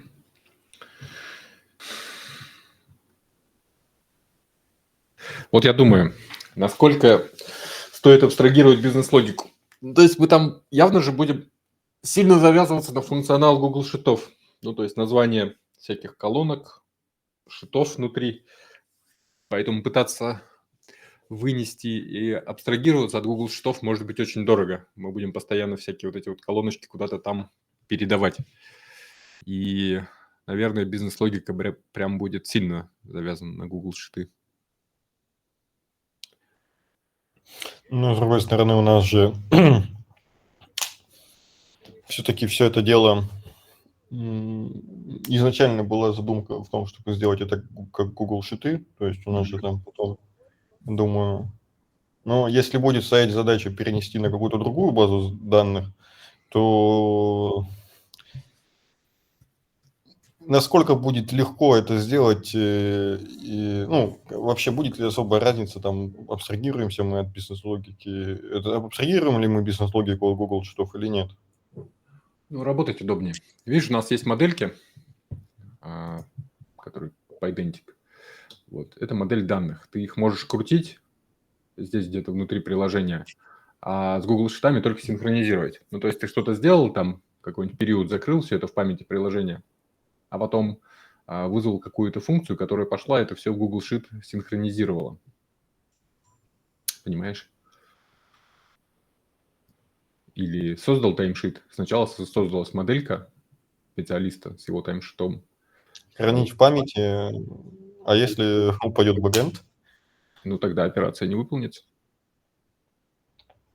Ну, тогда надо понимать, на какую мы атомарность от операции ждем, что мы ждем в ней, чтобы она Ну, была... если бэкэнд упадет посреди операции, ну, будет плохо. Придется удалять и заново запускать. Ну, вот вопрос, насколько это большая операция по размеру. Большие, потому что Google Sheet создаются, ну, с ними работают долго, и упасть что-нибудь может.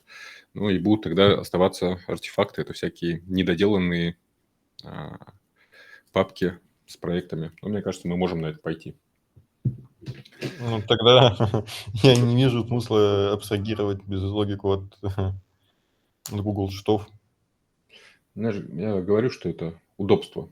То есть сервис, по идее, должен использоваться только для того, чтобы синхронизировать состояние моделей с тем, что лежит в Google Sheet'ах. А Ну, бизнес-логика... вообще мое понимание как раз-таки в сервисе бизнес-логика в каком-нибудь там репозитории или слое общения с базами данных как раз-таки происходит работа с данными по типу там пойди положи их в таблицу там Postgre или там пойди положи их в Google Sheet, а вся логика как раз-таки реализуется в сервисе. Ну, это может быть просто, в принципе, это одно и то же, просто термины разные. Так вот, в нашем случае, что вообще здесь бизнес-логика? Вот в той небольшой задачке, которую мы проделали. Это создание модели с проектом, да, с описанием проекта. То есть создается вот эта вот штука, такая сущность, как проект, заполняется полями, которые приходят из Google Sheet'ов. То есть мы не сами по себе работаем. Мы должны запустить ряд операций, заполнить эти поля. Блин, плохо, да? Разъезжается, отделяется. Ну, тяжеловато. Ну, как бы... Вот мы сходили в Google Sheet, получили какие-то данные. Мгм. Или потом, ну, то есть мы эти данные еще провалидировали. Мы провалидировали то, что прислал нам там пользователь через API. Ну, он же по факту является инициатором. Какой-нибудь там контроллер этот сервис дергает, и выполняется бизнес-логика. Вот. Ну, в принципе-то, на самом деле, не так и... Мгм. Ну, Не так смотри, и сложно. мне кажется, что вот у нас есть некоторый Google Sheet сервис. Мы его сейчас зря разделяли. Смотрим. Да.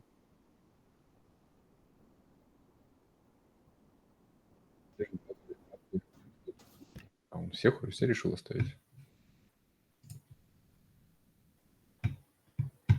На 400 строк. Мне не нравится, конечно, что он портянкой так... Вот я бы еще подумал бы о том, чтобы разделить это дело на разные сервисы, а не Google Sheet сервис. Вот это было бы полезнее начать с этого декомпозицию, мы тогда бы понимали вообще, ну, то есть я как, например, делю, я обычно делю по сущностям, потому что потом с этим удобнее работать. Вот у тебя есть сущность, проект, вот ты начинаешь с ней работать. Мгм. И от этого уже можно, в принципе, дальше исходить по декомпозиции и по абстракциям. То есть, потому что вот такой вот сейчас перебирать большой файл, то есть, ну, есть как-то, Но мы сейчас этим и занимаемся же. ну вот, я бы начал бы с этого. У нас как-то здесь мы императивно подходим, я бы подходил декларативно. А что у нас в хелпере вообще? Что он перенес в хелпер? Наверное, Find запрос этот, credentials, get sheet by name. ну, обычный крут, И видимо. все. Ну, чё? Крут? Нет, нет, другое. Ну, в общем, да.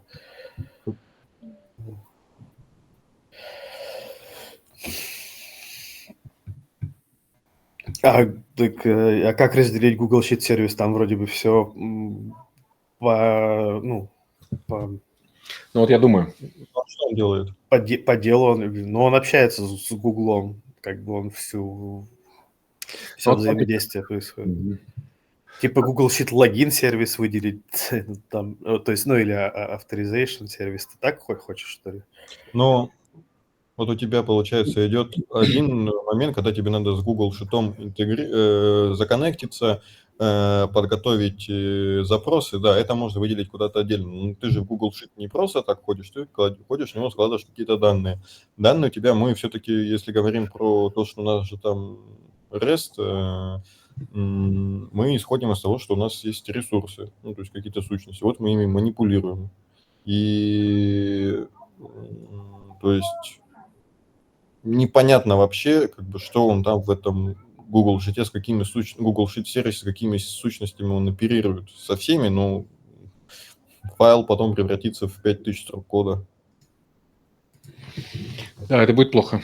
Есть идея сейчас, как это сделать. Я попробовал запустить, пока далеко не ушли. Надо, чтобы он поправил ошибки.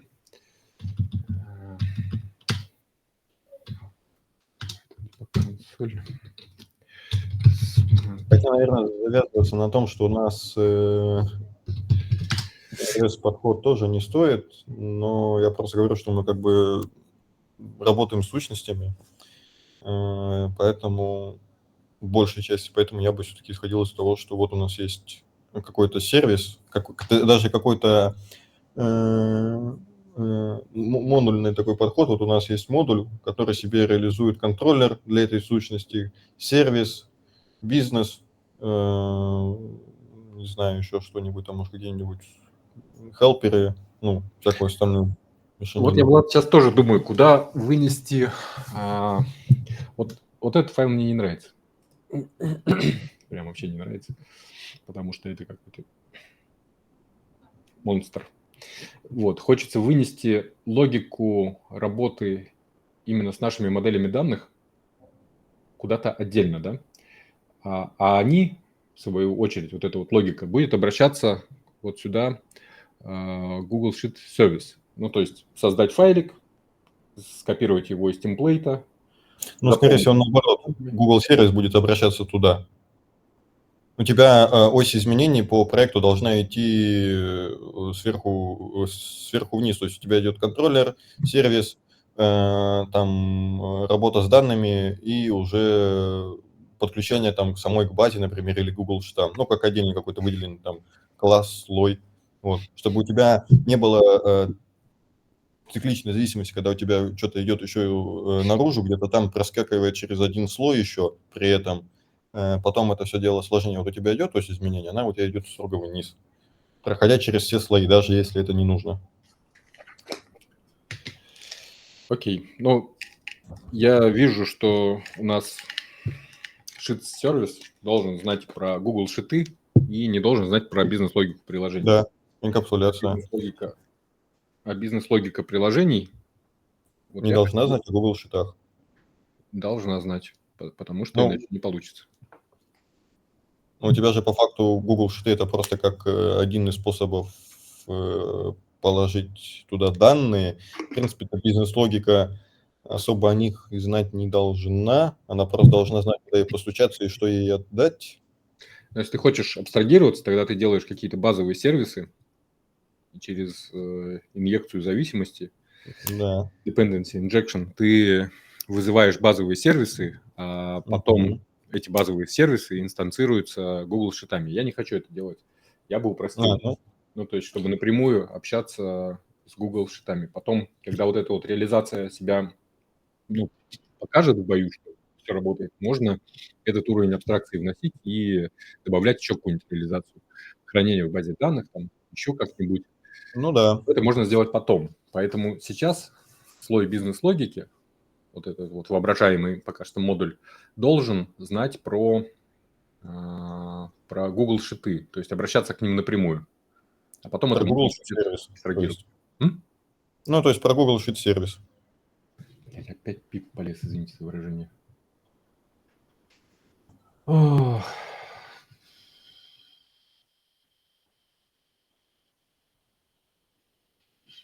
Потому что неправильно запускает.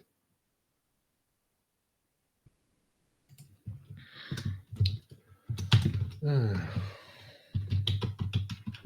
Вот постоянно такая фигня. Вот взял, забыл.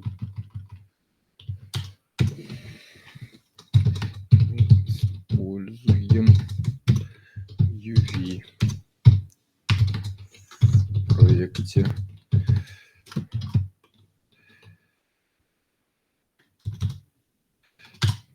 Может, пойдет.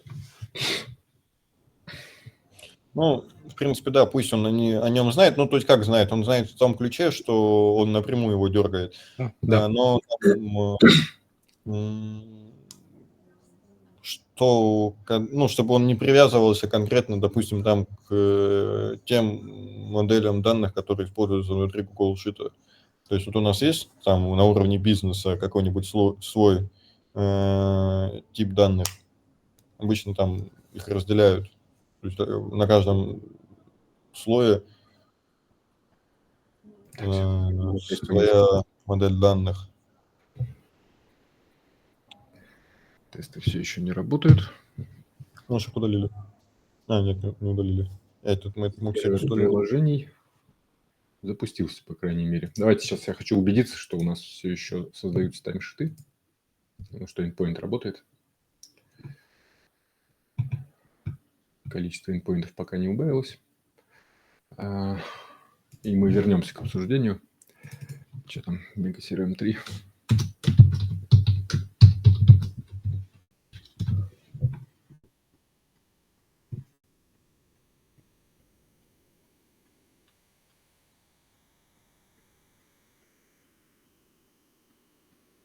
Работает, закоммитимся. Зайди в консоль, посмотри, что там. Что-то он, да, задумался. Нет, что-то дал. Так, а вот здесь ничего не должно быть? Что-то не помню. Оно все время пустое было. Spreadsheet, ID, Spreadsheet, Да? URL, да. И Значит, надо убрать это. надо их убрать. Mega CRM 3. Project Info.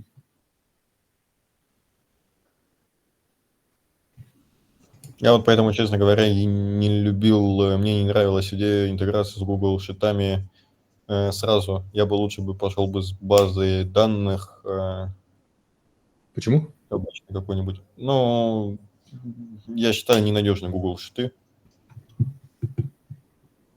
И, ну, при работе через API. У тебя высокие требования. Так, Mega CRM 2 удаляем. Она свою задачу выполнила. Так, Mega CRM 3. Хороший проект.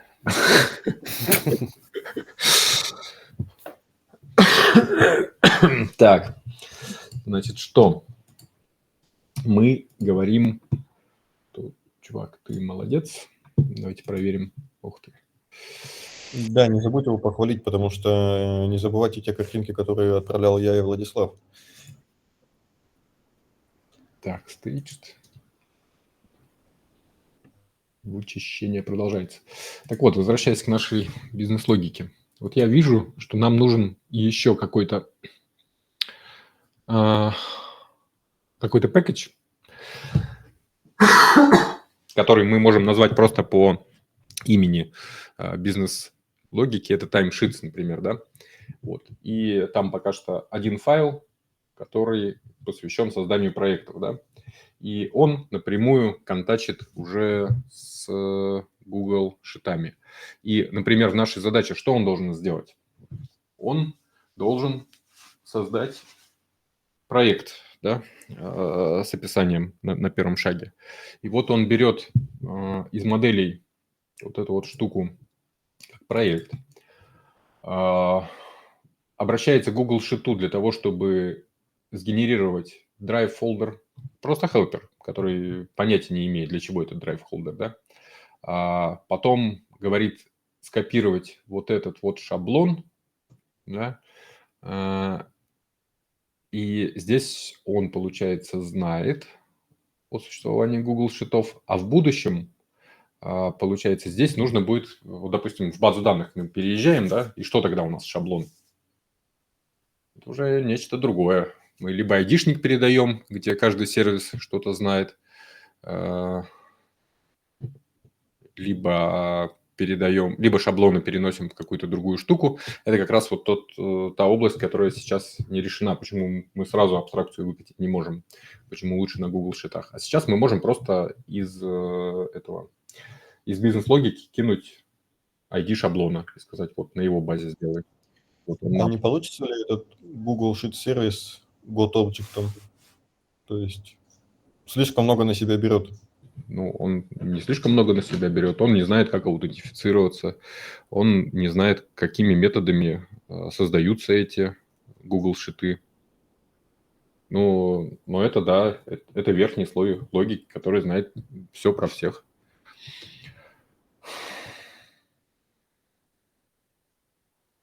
Вот.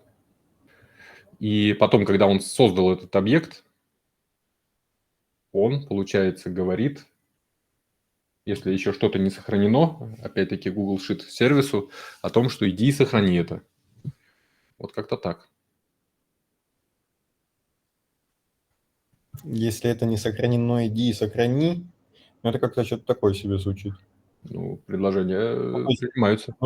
Ну, то есть нам надо, получается, еще дополнительную проверку сделать на то, если оно... то есть у нас уже логика разветвляется на два разных кейса.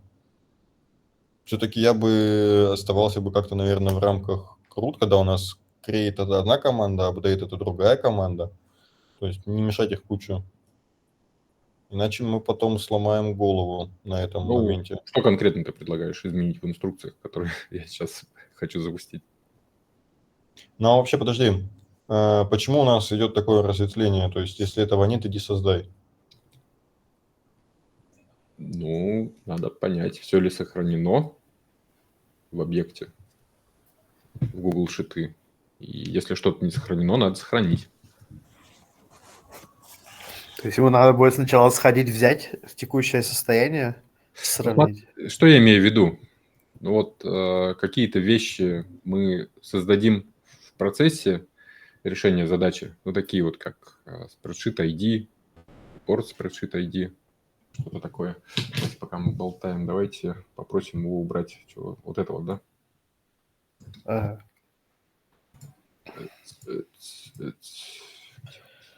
И, кстати, и он сюда времени вывел, да? Остальное все нормально, да? Я бы вообще на самом деле, все ответы от API обернул бы в timestamp и в payload. В payload как раз лежит полезная нагрузка. Вот ответ.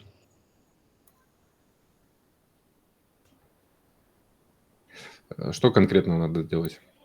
Ну, я говорю к тому, что вот у нас, смотри, здесь ответ, он отдает сущность. Я бы еще помимо этого всего отдавал бы информацию о запросе, который происходил. Но это если есть желание добавить дополнительные информации в ответ. То есть вот у нас стандартный шаблон для всех там REST-запросов, REST-ответов – это… Я понимаю, да, о чем ты говоришь, я не понимаю, что именно сделать. Обернуть все респонсы в общий какой-нибудь враппер. Вот здесь что ты хочешь видеть?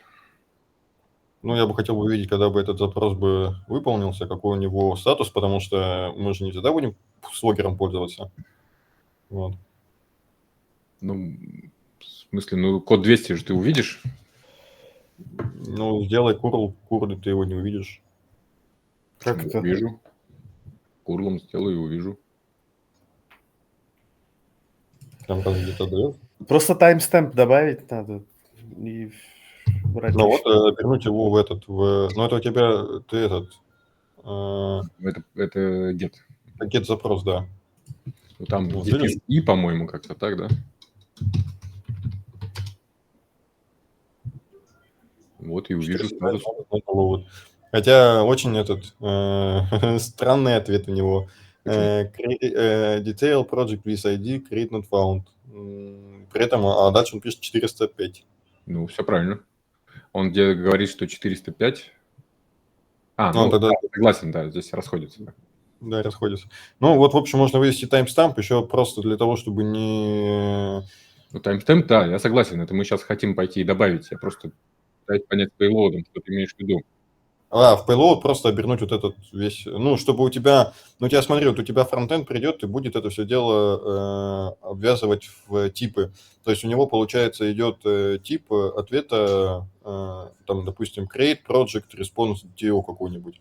И у тебя в нем, помимо полезной информации, которая нужна будет, ее надо дальше прокинуть в бизнес-логику, идет, мешается с метаинформацией. Я бы просто обернул бы этот ответ, который сейчас есть в payload, объект, а рядышком бы положил бы с этим payload на одном уровне как раз-таки бы таймстемп. Но это таймстемп выполнения запроса. Я, кстати, не этот, Роберт, может быть, Выполнение запроса. ты, может быть, Роберт, имеешь в виду таймстемп, когда была создана таблица? Да, мы вот про Я это. боюсь, да, таймстемп, когда создана таблица, это мы сейчас и хотим добавить. Вот, Влад, то, о чем ты говоришь, нам сейчас не усложнит жизнь с отладкой, наоборот. Может, мы потом можем обернуть. Можно потом сделать, я просто слушал про таймстемп, и я не понял сначала. Я бы тогда лучше бы не таймстемп, а это create, update, delete. Оно у нас сделано, да, 2 поля, и мы как раз хотим их добавить сейчас, в этот момент обсуждения. Вот это мы хотим убрать.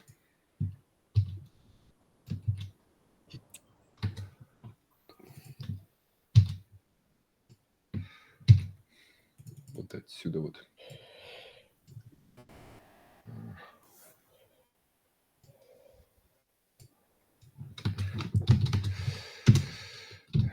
Эти поля убери.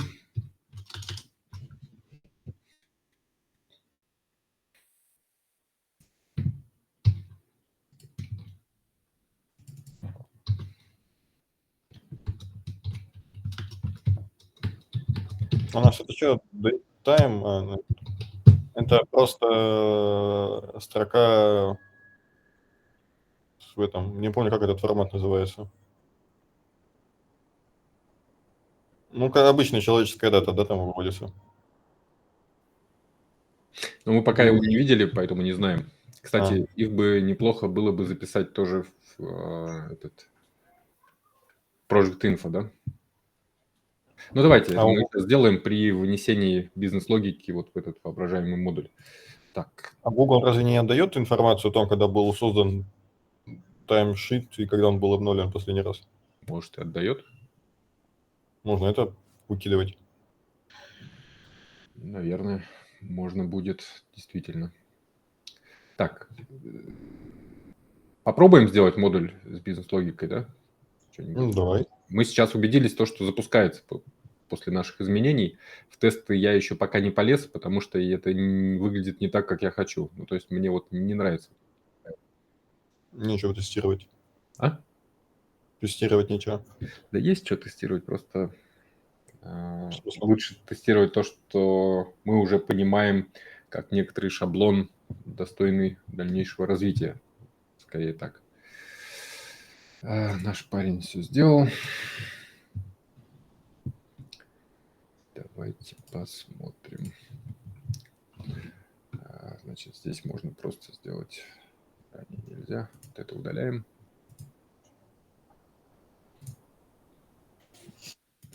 И execute, да?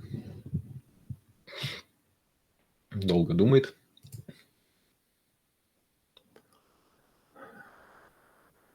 Сейчас, вот это будет как раз сложная задача. Опа.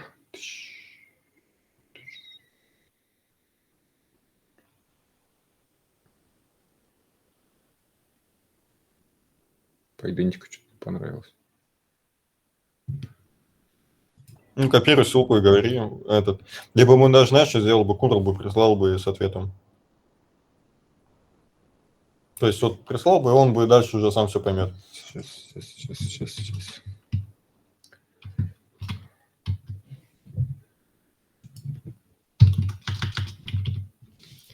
В ответ на этот запрос я получаю такую ошибку. Это произошло после последних изменений.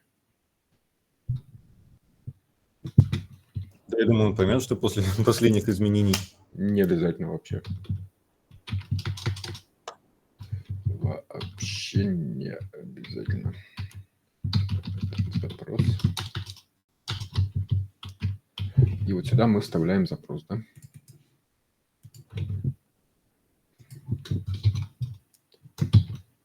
Чё? Алло. Пусть это отбирается. Так, а нам бы пока... Ну вот я вижу, что у нас на том же уровне, где вот у нас Core, Models, рождается еще один package timesheet. Или бизнес-логика его назовем.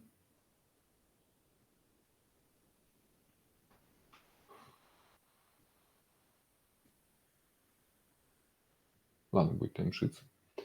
И там что? Там какой-нибудь timesheets py. Может, переназовем, когда поймем, как можно лучше это все подробить.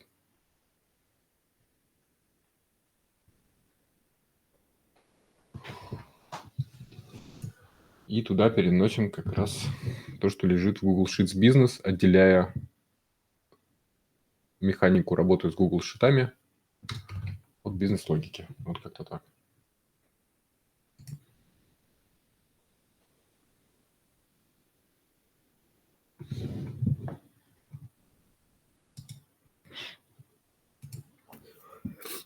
У нас бизнес-логика будет заключаться в каких действиях? Там вот это закрытие периода, да? Вот это. Да. Добавление специалистов, обновление ставок. Такие методы.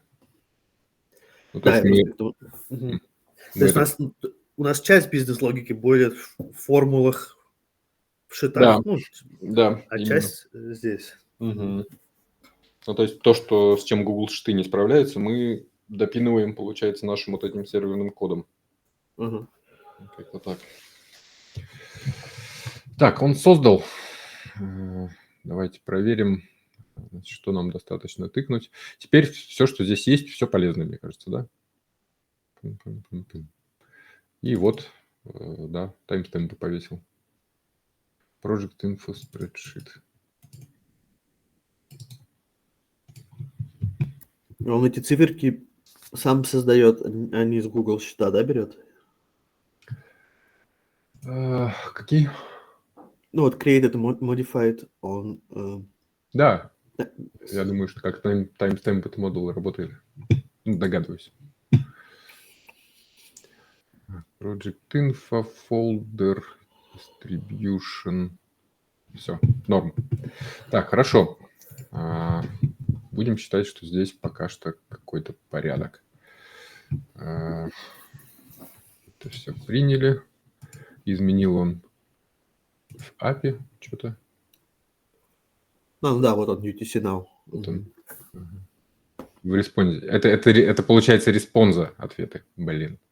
Не то, что я хотел. Нет, да, это он каждый раз просто таймстемп выдает. Жесть. Ладно, давайте доделаем.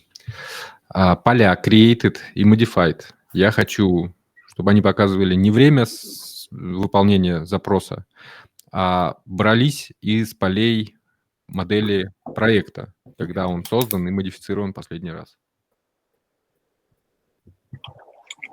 Он все-таки услышал мои слова, как-то через микрофон. Я тут немного сходил. Вообще, касаемо разделения структуры папок проекте, потом, может быть, еще подумать, когда у нас появится уже какая-то почва под ногами. Поэтому я бы пока сильно не мучился, как называть. Главное, логические модули разделить. Так, ладно. Я попробую снова, да? Поля created и modified нужно брать не значение, когда выполнился запрос, а из модели проекта.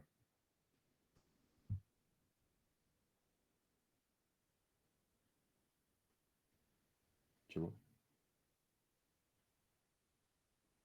Это он вообще откуда взял?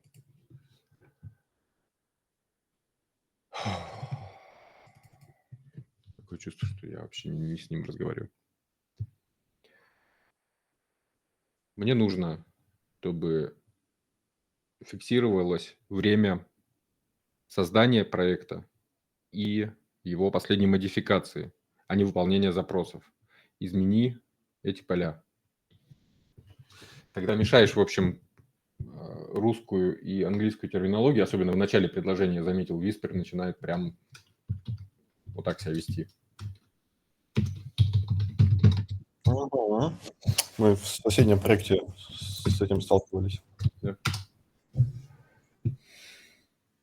Прям вот первое предложение желательно, чтобы было на чистом русском, и тогда дальше он как-то понимает.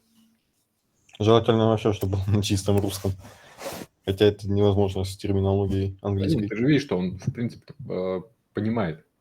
Я до этого работал с воском, вот там вот вообще жесть. Только исключительно русским старославянским говорить можно. По-другому не поймет. Я вспоминаю шутки из авиамира. Сейчас же модно говорить там V1, rotate, confirm. Ну, то есть V1 это там скорость принятия решения, rotate это подъем. Раньше у нас на постсоветском пространстве говорили рубеж вместо V1, отрыв вместо rotate.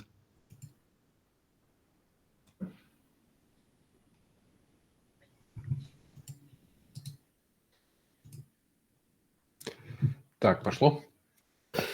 От скуки попросил чат GPT придумать название CRUD операциям на старославянском. Create, сотворите. Read, чести. Неплохо. Update, обновите. И delete, истребите. Ну, Так, клево. Но мне кажется, он справился все-таки. Теперь он берет их где-то из проекта. Сейчас я где-то видел. Да. а откуда он их вот прям берет? То есть, ну он сходил, создал, все, я понял, да. И тогда присвоил. Create оно. Собрал. Вот project создал. Вот, и вот здесь вот надо не в Google Sheet Services идти, а в нашу бизнес-логику вот в этот момент. Create project. А уже вот эта наша бизнес-логика пойдет это сохранять где-нибудь под капотом в Google Sheet'ах. По идее так. Но сюда он достал значения, получается, правильные проекта. И по идее сюда тоже нужно класть из проекта поля. Просто уже неохота этим заниматься. Давайте схалявим чуть-чуть. Понимаете, да? Ну, то есть, чтобы он не из резалта их доставал, а вот из нашего. Из объекта. Ну что, давайте попробуем напоследок вот эту вот сложную задачу. Посмотрим, как он справится. Мы сохранены, поэтому Бог в помощь. Значит, это будет сложно сформулировать. Значит, у нас есть 3 файла, да.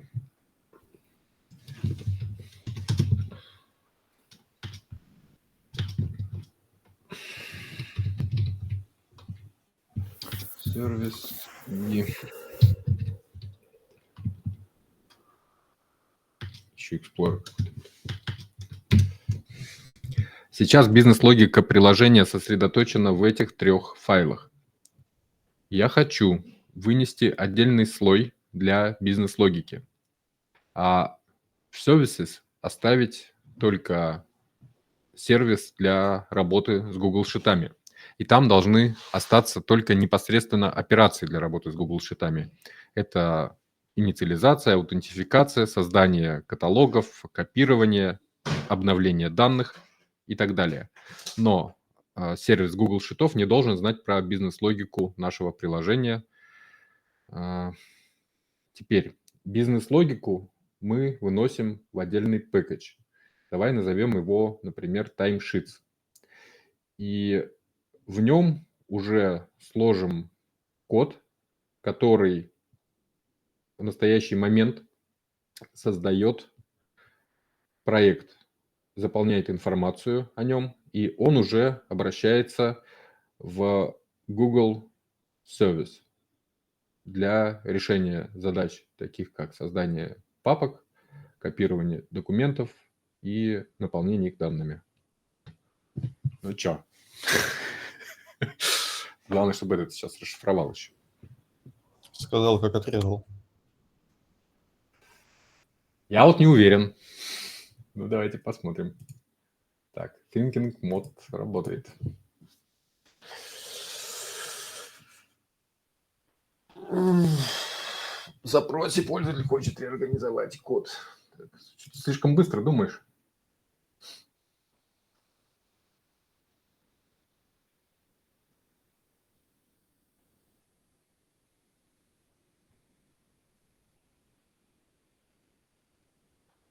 Так, это правильно. Правильно. Он в init.py все понес, да? Project Service он это назвал. Мне не нравится.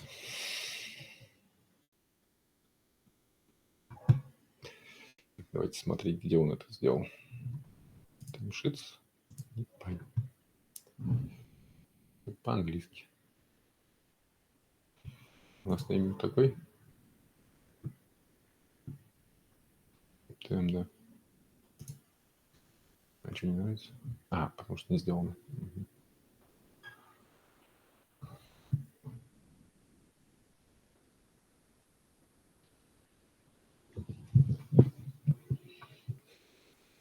Медленно. Так, и тогда вот этот файлик мы должны будем почистить. Он должен перестать существовать. Хелперы, ну, не уверен, что тогда в таком случае будут нужны, потому что вот этот вот файл у нас не должен разрастаться. То есть по мере развития приложения у нас Google Sheet Service не должен расти, по идее. А вот здесь как раз логика будет увеличиваться по-хорошему. И может мы будем разбивать ее по нескольким файлам. Вот сейчас он назвал Project Service, ну, от слова, видимо, по модели, по названию модели. Ну, можем пока с этим пожить, и там посмотрим. Так, и сюда затолкал все вот это вот, то, что было, да, похоже.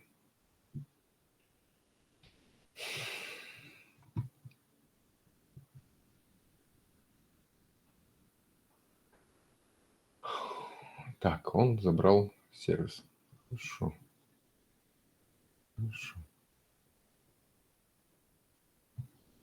Интересно, кто его создаст?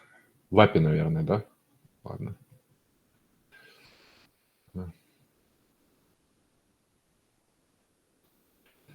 Он забирает sheet by name project info. Погоди. Как он его возьмет, если мы ему... А, не, ну spreadsheet ID передали, да?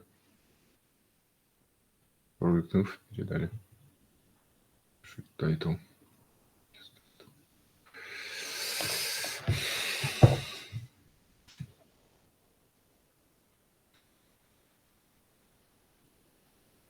Не, как-то не то, да? Вот складывать вот это вот все должен не он. Он должен просто передать массив, Нет, конечно. да, какой-то кортеж с тем имя, значение и положить вот в этот шит, да? Ну, Мгм. Ну, вот у тебя есть в слое интеграции с Google Sheet метод, там, допустим, не знаю, create sheet, ты в него передаешь, у него есть определенная структура, ты как раз туда передаешь данные из бизнес-логики.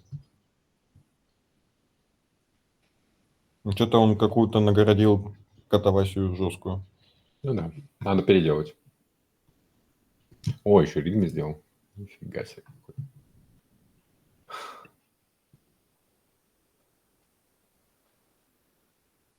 Не, давайте пока описание все поудаляем, потому что они явно будут невалидными. Будут мешать. Ну, еще слова солид вспомнил, нифига себе. Какой он крутой. Можно собеседование отправлять. Так, давайте посмотрим, куда он вообще влез. В API влез. Это наша точка входа. Вот он наш сервис сделал. Оп. Туда передал. Сконнектил именно здесь. Получается Google Sheet с сервисом. Ну ладно, пойдет. И с помощью нашего timesheet сервиса сделал проект и потом его использовал. Окей. Дальше. Google Sheet Service Py. Здесь он должен был много повырезать. Ну, хорошо, что он сюда не заинклюдил нашу бизнес-логику, так и должно быть. Этот файлик он вычеркнул полностью, это хорошо. Сюда добавил getSheets, sheet by name, который у нас в хелперах лежит. Молодец. Просто на него, видимо, запрос перекинул, да? Да. Получается, тот файлик нам уже бесполезен.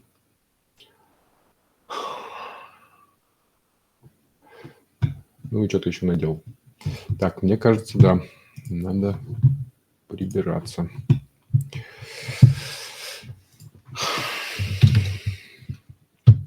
Документацию пока не создавай и не обновляй. Тесты тоже.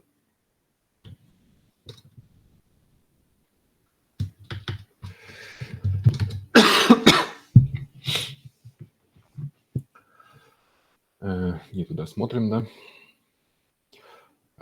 Смотрим вот сюда. И давай скажем, чтобы отсюда все перенес вот сюда. Из этого файла перенеси весь функционал вот сюда и проверь, что он не дублируется.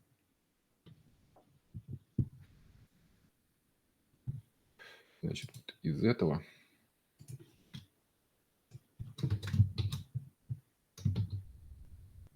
сказал, что код relative path.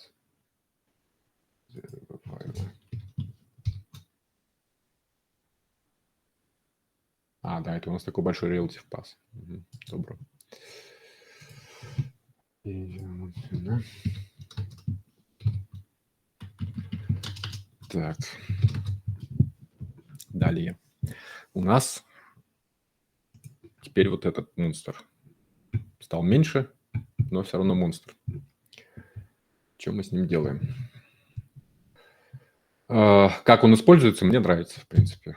Ну, то есть в роутере взяли, инстанцировали, как инъекцию закинули Google Sheet Service. Нормально выглядит. Update Project Info Sheet. Это откуда куда? Project Info Sheet из metadata. Непонятно. Мне даже по названию метода кажется, что это как будто бы из проекта мы переносим спредшит. На самом деле, видимо, наоборот, да?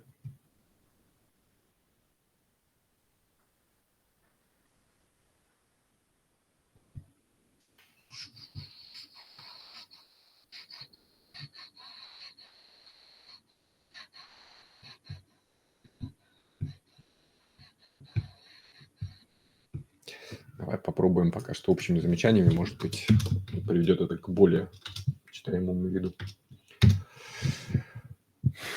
В этом файле с бизнес-логикой я хочу, чтобы примитивными операциями, связанными с работой Google Sheet API, мы не сталкивались. Это должен делать Google Sheet Service.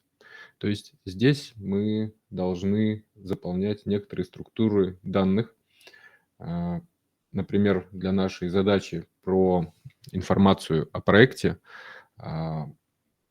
мы должны заполнять некоторый дикт с ключом project name и со значением этого ключа. Что там у нас еще? Calculation и ID этого calculation и так далее.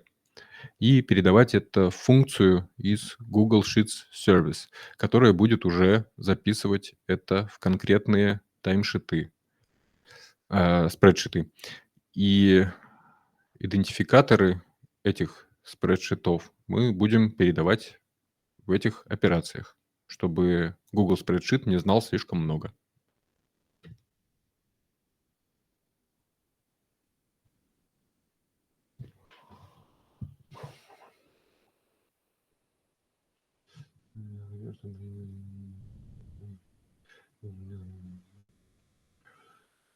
Так, вот здесь давай сделаем ссылку.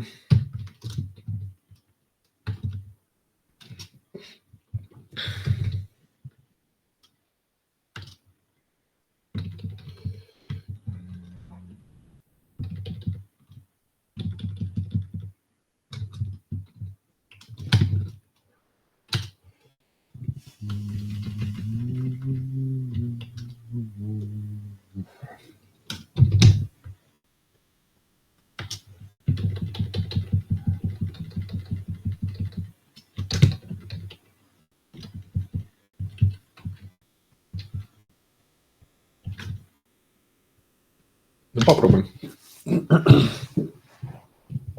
Блин, набирать бы это с клавиатуры я замучился. Так что вот эта вот штука помогает. Это то, что сделал я себе в помощь. Ну, то есть вот здесь появляется транскрипция. Он локально работает? Он с локальным виспером, в смысле? Да. Только я не знаю, как остановить теперь проигрывание, сорян. Вот, можно А это- скопировать, можно вытащить что-нибудь, логи посмотреть. И можно еще сеттинги настроить. Вот эта вот штука сильно помогла. Это промпт, который корректирует. Оказалось, что он должен быть довольно простым, коротким и сконцентрированным. Вот это работает лучше всего. Температуру немножко повысить тоже помогло. И явно указать русский, кстати. А на чем это ты сделал? А это Qt, Мгм. PySite, по-моему. И что вообще виспер локальный как? Кушает что-то? Это не локальный. Он, то есть он где-то в облаке. Это OpenAI API. А, Ну вот ключ. Так, я, извините, не знаю, как это выключить. Такого функционала у меня нет. Поэтому он будет говорить.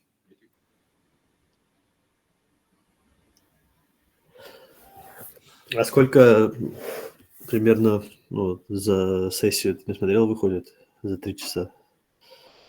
Немного. Ну, то есть, если $1 за день наговоришь, хорошо. А, Как-то так. И то, наверное, вряд ли к доллару приближается. Вот, плюс еще там мне какой-то делает лимит грантов этот OpenAI. Почему-то, не знаю почему. Я не возражаю. Небольшой, на распознавание хватает как раз. Так, ладно. Так, он вообще понял, что я хочу? Так, Redmi это было в прошлом запросе, надеюсь. Ага. Думал 3 секунды. Так, несколько задач не составлять. Так что примитивно, да, были скрыты. Скрыты. Хорошая формулировка. Начнем с переноса.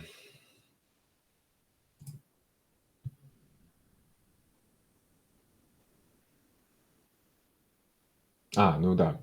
Это он просто совмещает. Ага. Обратно. Добро.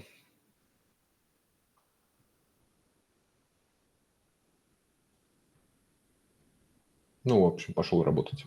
вроде бы в том направлении, но посмотрим. Так, что мы еще пока можем сделать? Значит, здесь мы ждем, видимо, одобрения все еще.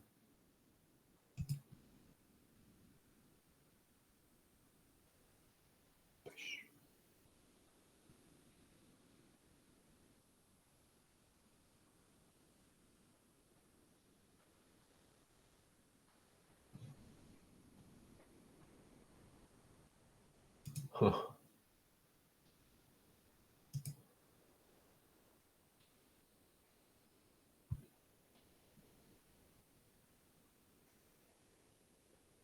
Миссинг. Он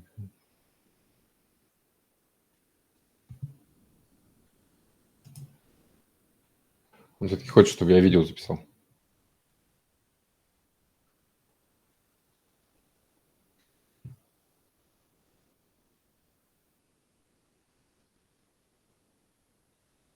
Не, ну серьезно, что ли?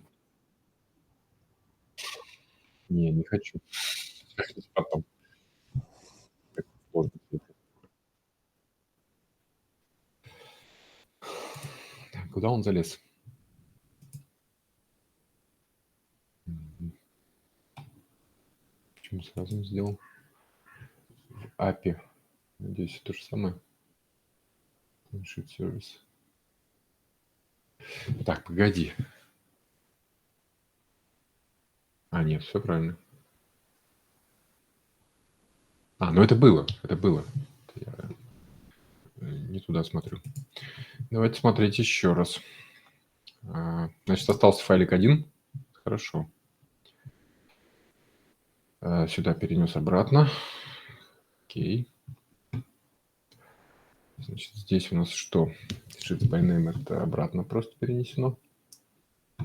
Так, а здесь?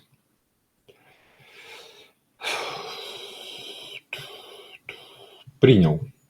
Spreadsheet ID. Это документ. Sheet name. Куда вносить? И data. Отлично. Ну, то есть по сигнатуре, судя, прям то, что нужно. Как думаете? Так, подожди, что там у нас апдейт? Ну, вот смотри, мы сейчас смотрим Google Sheet Service, и вот то, о чем я говорил. То есть он принимает Spreadsheet ID, в какой файл носить, Sheet Name, в какую вкладку, и просто некоторые данные. Больше ему ни о чем знать не нужно. Я согласен, что он это реализовал. Ну, в принципе, я бы еще бы на самом деле бы сюда бы, он говорю, он слишком такой обобщенный получается, и вот из-за Any. Но тут как бы я просто, Что ты имеешь в виду? ну, Вот это вот? любые данные. То есть у нас получается просто какая у нас вообще, что мы вообще хотим от этого сервиса? То есть я бы сюда, может быть, еще положил бы какую-нибудь там, например, валидацию этих данных, и Я боюсь, для этого- с этим мы захлебнемся. Просто сам курсор захлебнется. ну так, в принципе, тогда окей, тогда пойдет. А формат – это, видимо, украшательство. Да? Да, кстати, Ну да. вообще, Background color, видишь? Да-да-да. Мгм. Это мы еще не сделали. И, наверное, не сейчас. Поэтому можем пока что забить. Batch update, вот это вот все, вероятно, придется вырезать. Но неплохо. Вот это выглядит, по крайней мере, на первый взгляд, так, как нужно. Хорошо. Смотрим, что здесь. Так, я нажму Accept, чтобы просто читать можно было. У нас осталось нормально меньше кода. Хорошо. Порядок не знаю. Этот формат. И project. Значит, он пошел, проверил, что initialize, окей, согласен. Нахера стал делать импорты.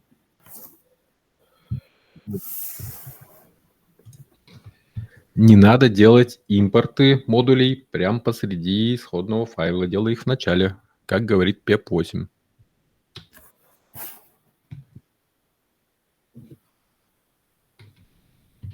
О, PEP8, смотри, как он форматировал Whisper.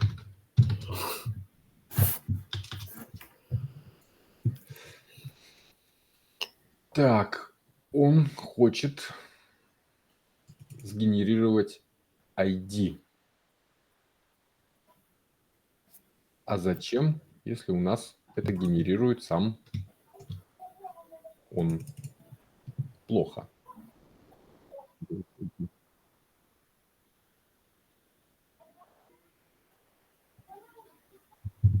Что-то он глупее, чем я ожидал, судя по своим предыдущим работам. Как-то ведет себя действительно в таких вот вещах прям стыдно. Не надо генерировать UID, потому что он сгенерируется в модели. Не знаю, что добавить. Так. С логированием пора разбираться. Надо, кстати, потом не забыть где-нибудь с логированием разобраться, когда с тестами будем, со всем прочим. Так, parent folder у нас не сработает, поэтому у нас пойдет Wells. Folder info тысяч. Во, отлично, то, что нужно. Ну, то есть он обращается к Google сервису для того, чтобы выполнять вот эти вот операции с Google шитами. Все правильно. И здесь тоже, надеюсь, никуда не влез, да? Он тоже взял parent folder. Да, отлично. Хорошо. Folder ID. Folder info вытащил. ID. Окей. Так, сеттинги взял. Template ID для Project Info. Если нет, ругался. Если да, попробовал взять. И там же, видимо, создать, да? Нет. Нет. И создать вот здесь. И вот это, мне кажется, как раз можно обобщить туда, в Google Service. Просто чтобы этот файл существовал, какой-нибудь функции ensure, и нам в ответ просто нужно, чтобы файлик был и все, да? Вот. А дальше он пошел делать это все под копирку, да? Эту логику бы обобщить. И будет неплохо выглядеть. Правильно? А потом пошел все заполнять. Нашу модельку. Заполнил. Опять-таки залогировал по-хорошему. И обновил информацию заполненной штукой. Слушайте, ну норм же? Как вам? Угу. Вот за исключением этих моментов. Давайте.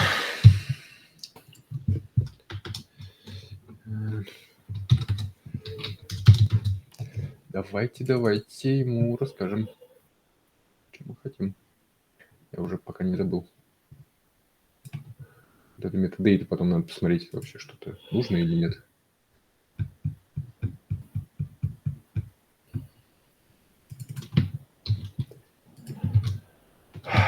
Кто помнит, что я хотел? Хотел.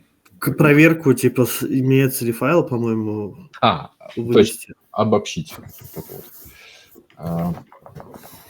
То есть имеется ли папка?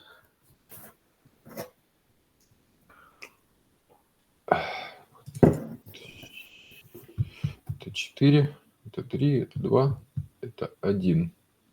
А где 1? 1 нет, да? Ага.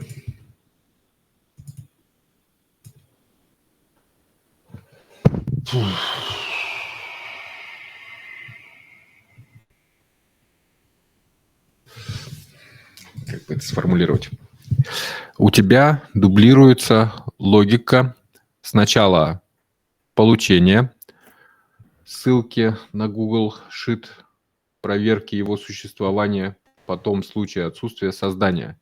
Вынеси эту логику в отдельную функцию и используй ее для создания всех 3 Google Sheet'ов через Google Sheet сервис.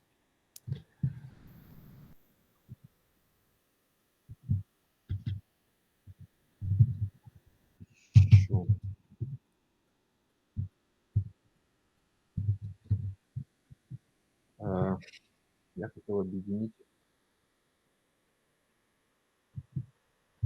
В Google Sheet сервисе сделай так, чтобы проверка существования файла и потом его создание реализовывались в одной функции, которую назови Что-нибудь вроде ensure spreadsheet.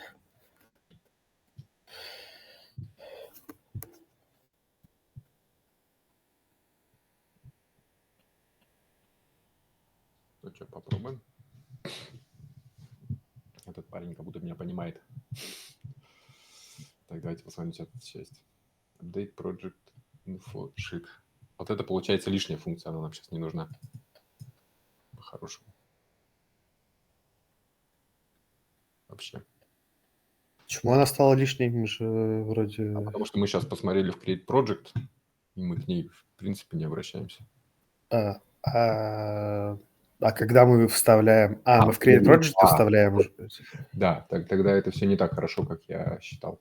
Потому что я думал, что мы в Google сервис здесь обращаемся. Сейчас тогда мы в нее посмотрим, да. Ага. Project Info. Spreadsheet ID туда передаем, да? И проект. Ага. Сейчас проверим, да. Согласен. Тогда, возможно, еще не все так хорошо. Да, он опять здесь. Нет, все правильно. Spreadsheet URL. Но он не должен, я думаю, здесь оперировать ссылками вообще на spreadsheet айдишниками, да. Зачем он вот это делает, непонятно.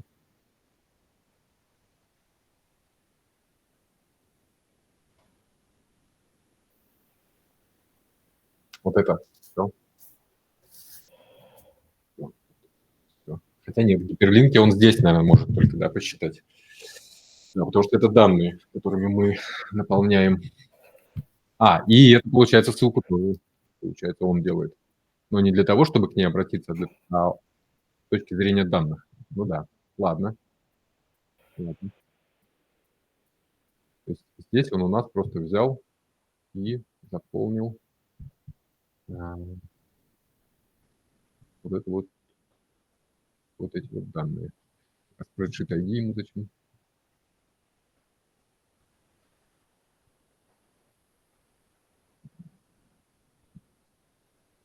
Посмотрим, как это будет работать. Я уже подустал, поэтому я думаю, мы сейчас запустим, убедимся, что работает, коммитится, и это дойдет.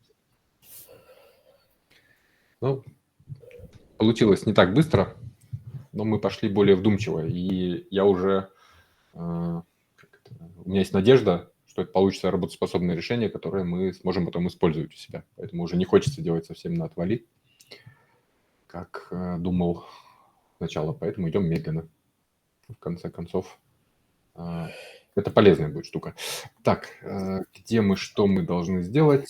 Где мы, что мы должны сделать?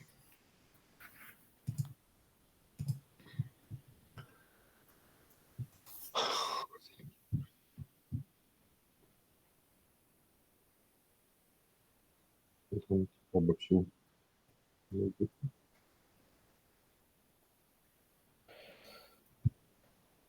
Не уверен, что делать.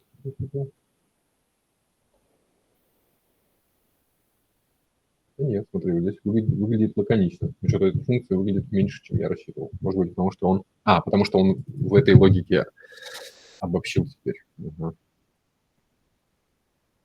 Понимаете. А теперь, может быть, вот этот вынос не очень обоснован. Что теперь этот вынос плохо слышно было? Может быть, вот это отделение кода, обобщение в отдельную функцию мало обосновано. Существование вот этой функции, потому что все, что здесь происходит, это проверка, вызов другой функции и print. Потому что он сделал вот эту функцию. Видите?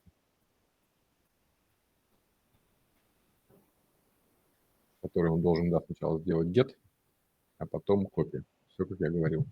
Не, ну он молодец, слушай, соображает. Даже лучше, чем я где-то, быстрее. Так, ладно, мне нравится. Давайте проверяем запуск.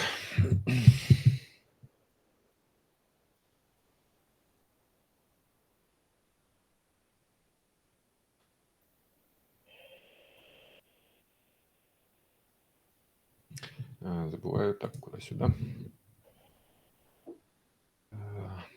пора делать 4-ю версию, мне кажется.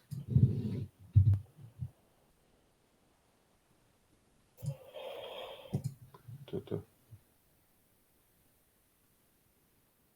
Ты сам встречал меня, да? Слышали Не, тоже, да, этот звук? не, я не видел. Почему-то. Ладно.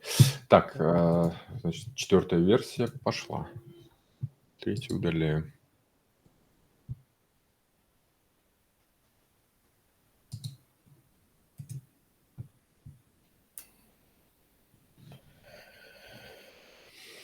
Ой-ой-ой. Тан-тан-тан. Ну, это такая это ошибка фигня. Ну, Сейчас он быстрее ее починит. URL. Мгм. Ну да, должен.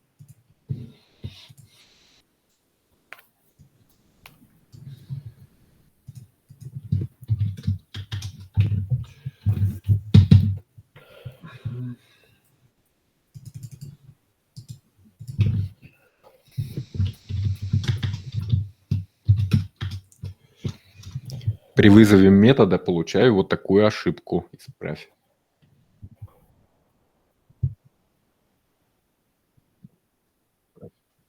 Делай.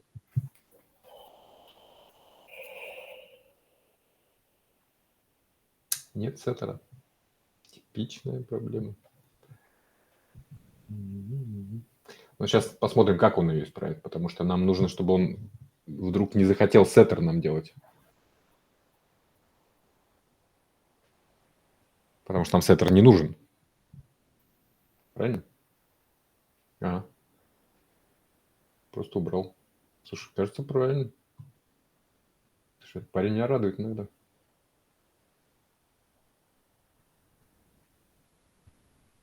Осознал свою ошибку. Но поскольку это у нас вычисляемые свойства, да, их Да-да-да. устанавливать.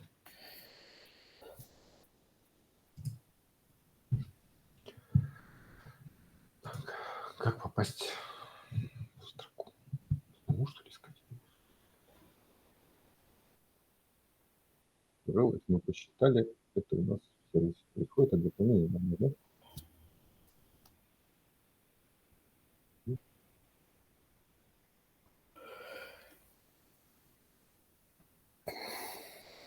Сейчас не понял.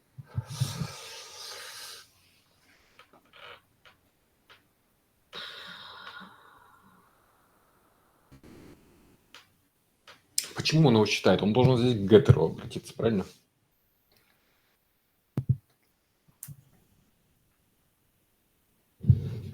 У нас же есть геттер.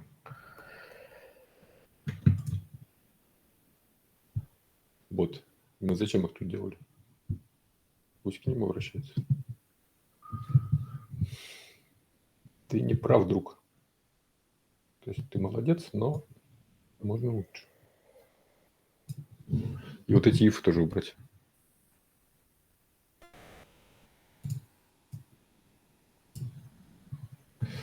Так, ладно, давайте остановим. Что-то он не хочет добавляться в чат теперь. Потому что надо, наверное, либо принять, либо отказаться. Нет? Нет? Не, в чат все равно добавляться.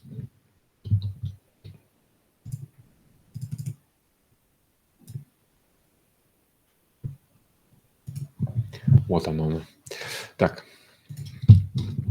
В этом месте ты не прав. У нас уже есть геттеры, в которых существует значение. Поэтому ифы убирай и просто у нас project заполнен этими значениями.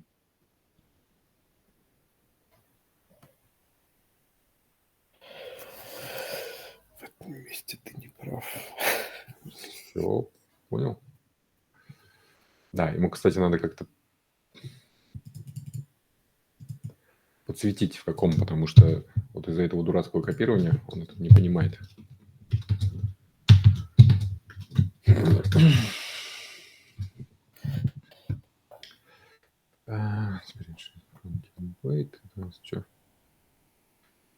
Да, это наш helper, да, все правильно, остальное все, видимо, так и осталось. Ладно, поехали. Что поехали-то? Вот сюда поехали. И теперь можно вот сюда поехать.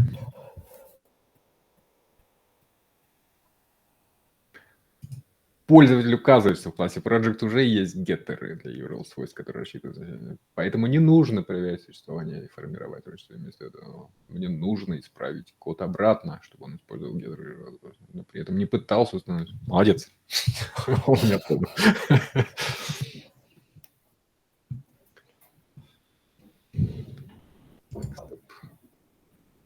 Стой.